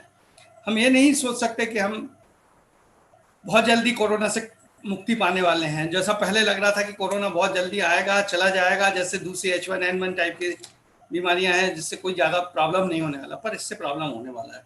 इसलिए हमें अपनी लॉन्ग टर्म पॉलिसीज़ बनानी पड़ेंगी। हमें ये नहीं सोचना पड़ेगा कि लॉकडाउन एक लिमिट तक ही काम कर पाएगा, उसके बाद हमें हर्ड इम्यूनिटी को डेवलप करना पड़ेगी, वैक्सीन को डेवलप करना पड़ेगा, पर ये कब तक होगा ये कहना बहुत मुश्किल है। ऋषि सर, आपको एक क्वेश्चन लास्ट मेरा छूट गया, क्योंकि अभी आया है कि क्लिनिक की सैनिटाइजेशन और स्टेरिलाइजेशन कैसे करना है, क्योंकि एक हमारा पास प्रोटोकॉल आया था कि हर 2 घंटे में करो, तो वो तो संभव नहीं है। तो आपका जब टाइम आएगा सर, इसके बारे में भी प्लीज बोलिएगा। संगीता मैम, आपके क्लोजिंग मैं सम अप करने के लिए यही बोलूंगी, be safe, be careful, build your immunity. और ये कहूंगी कि आप अपना हो सकता है कि आपकी इम्यूनिटी बहुत अच्छी हो और आप हॉस्पिटल जाकर, मगर जब आप घर लौटोगे, आपके घर में आपके एल्डर्स हैं, आपके पेरेंट्स हैं, आप इन्फेक्टेड नहीं हो मगर आप उनको इन्फेक्ट कर सकते हो। Be careful, do not infect them, क्योंकि आपको कुछ नहीं होगा, उनको सब कुछ हो सकता है। और ये सेफ्टी रखना घर में बहुत जरूरी है, स्पेशली हमारे सारे डॉक्टर्स को जो इतने सारे पेशेंट्स के साथ एक्सपोज होने वाले। हो सकता है उनकी इम्यूनिटी बहुत अच्छी हो, मगर जब वो घर जाएं तो इस चीज का बहुत ध्यान रखें कि उनके पेरेंट्स और उनके एल्डर्स तक वो इन्फेक्शन ना पहुंचे और वो किसी खतरे में ना पहुंचे। और अपना प्रॉपर प्राणायाम, एक्सरसाइज और योगा चालू रखें और अपने सारे नियम, social distancing and hand hygiene सब मेंटेन करके रखें। Be safe. Rishi Dawar sir. मेरा तो यही कहना है कि कोरोना से डरो नहीं, क्योंकि जैसे सर ने भी बोला, गुप्ता सर ने, कि ये कहीं जाने वाला नहीं है। एक तो ये है कि आप अपने एक्सट्रीम सिम्टम्स को पहचान के रखिए कि कब आपको हॉस्पिटल जाने की जरूरत है और कब, क्योंकि एसिम्प्टोमेटिक में डरने का जरूरत नहीं है। तो अपने सिम्टम्स को पहचाने, हाई रिस्क सिम्टम्स के साथ डॉक्टर से जरूर मिलें। अब जहां तक एक क्वेश्चन आपने मुझसे पूछा था कि क्लिनिक सैनिटाइजेशन का, गाइडलाइंस काफी डिफिकल्ट हैं, क्योंकि आप भी स्किन स्पेशलिस्ट हो, जानते हो कि अगर आप सोडियम हाइपोक्लोराइड सॉल्यूशन जिससे हम लोग अभी कर रहे हैं सैनिटाइज, अगर उसको आप छोड़ देते हो तो हमारे पास जो पेशेंट्स हैं जिनको एलर्जीज हैं, आजमाज हैं, या केमिकल से ट्रिगर हो सकता है, स्किन प्रॉब्लम्स हो सकती हैं, तो वो हम हर 2 घंटे में छिड़काव करना मुश्किल है। तो मेरा तो सलाह ये है कि इस समय क्लिनिक एक टाइम पे खोलिए, 2 टाइम मत खोलिए, 4-6 घंटे जो भी आपका पीरियड है उस समय आप करिए, और जब क्लिनिक आप बंद कर रहे हैं उस समय सैनिटाइज करिए, ताकि नेक्स्ट डे के लिए वो सैनिटाइज्ड हो। जब आपने एक बार अपना क्लिनिक बंद कर दिया सैनिटाइज करके, then next day morning it is sanitised for the next clinic day, and evening में you again sanitise. That is what is the policy I am following. अब गाइडलाइंस को हर समय फॉलो करना मुझे लगता है थोड़ा मुश्किल है। हर 2 घंटे में पेशेंट्स के बैठे हुए में मैं फ्यूमिगेट या फॉग क्रिएट करूंगा, तो I think I must harm the patients more than that. Thank you. Okay sir, thank you so much. That is the same policy which we are following, कि हम एवरीबॉडी हैज टू फॉलो। समय sanitize कर रहे हैं लगातार रोज। Thank you. तो मैं ऋषि sir को, अनिल गुप्ता सर को, भटेले सर को और हमारी संगीता मैम को बहुत बहुत धन्यवाद दूंगा। मेरे क्लोजिंग रिमार्क्स ये रहेंगे कि अपने स्किन के केयर के लिए कुछ और एक्स्ट्रा करने की जरूरत नहीं है। जो गर्मी के दौरान आपको बताया जाता है, सनस्क्रीन, फेस वॉश, मॉइस्चराइजर, वो यूज करें। स्किन न्यूट्रल प्रोडक्ट्स यूज करें। जो आपका पीएच स्किन का 5.5 होता है, वही आपके प्रोडक्ट्स का होना चाहिए। आप अपने स्किन को मॉइस्चराइज रखें। हम बार बार हाथ धो रहे हैं, बार बार हाथ को सैनिटाइज कर रहे हैं, जिससे हमको इरिटेंट कॉन्टैक्ट डर्मेटाइटिस, हमारे हाथ ड्राई हो सकते हैं, जल सकते हैं। तो आप देखेंगे कई अच्छी जगहों पे जहां पे भी हैंड वॉश होता है उसके साथ मॉइस्चराइजर रखा रहता है। तो ये टेक होम मैसेज है कि अपने हाथ को सैनिटाइज के साथ मॉइस्चराइज भी करें, हाथ धोने के साथ अपने हाथ को मॉइस्चराइज भी रखें। आखिरी में मैं सलूट करना चाहूंगा हमारे देश के पुलिसमैन को, पुलिस फोर्स को, जो बड़ी दृढ़ता से हम सबके साथ खड़ी हुई है, जिन्होंने इसमें हमें मदद करी। उनसे मैं रिक्वेस्ट करना चाहूंगा, अभी तक हमको लोगों को घर के अंदर रखना था, तो हमने कोरोना का एक डर बना के रखा था कि कोरोना राक्षस है, यमराज आ जाएंगे, पकड़ लेंगे। बट अब टाइम है लोगों का डर हटाने का, क्योंकि जैसा कि सारे पैनलिस्ट कह रहे हैं, हमें कोरोना के साथ रहना है। तो अब आप कोरोना से लोगों को डराइए मत, उनको एहतियात और प्रिकॉशंस बताइए कि कोरोना से कैसे बचना है, कैसे लड़ना है। हमारे नर्सिंग स्टाफ, हमारे हॉस्पिटल के सफाई कर्मचारी, हमारे हॉस्पिटल का सपोर्ट स्टाफ, सारे लोगों को मैं सलूट करना चाहूंगा। उनके बिना हम लोग कुछ भी नहीं है। हम लोग सिर्फ आपको डायरेक्शन देते हैं, आप लोग सबके साथ ही हम डॉक्टर्स आगे बढ़ पाते हैं। एंड में मैं एक अपील करना चाहूंगा, मेरे को लगता है इस देश को सबसे ज्यादा लाइट और राह दिखाने वाले हमारे कोर्ट्स हैं, क्योंकि हम लोग जब हर कहीं से हताश हो जाते हैं तो हम आखिरी डायलॉग बोलते हैं, I will see you in court, हम आपसे कोर्ट में मिलेंगे, हम आपको कोर्ट में देख लेंगे। तो हमारा इतना आप लोगों के ऊपर विश्वास है। आप वहां पे जजेस को एक साथ, आप समझते हैं जजेस के वहां पे आप व्यूइंग गैलरीज बंद कर दीजिए जहां लोग आते हैं, बट आराम से सोशल डिस्टेंसिंग के साथ प्लीज कोर्ट्स को वापस चालू करिए। क्योंकि आपने बहुत अच्छे आप बोला था कि डॉक्टर्स को स्ट्राइक करने का हक नहीं है और डॉक्टर्स को एसेंशियल सर्विसेज में स्ट्राइक नहीं करना चाहिए। तो कोर्ट भी मेरे हिसाब से एक एसेंशियल सर्विस है, इसको जल्दी से जल्दी चालू होना चाहिए। और हम लोग डॉक्टर्स तो आपके लिए हमेशा खड़े ही हैं, तो हम लोग रहेंगे। इसी के साथ मैं आज का सेशन एंड करता हूं। जय श्री राम,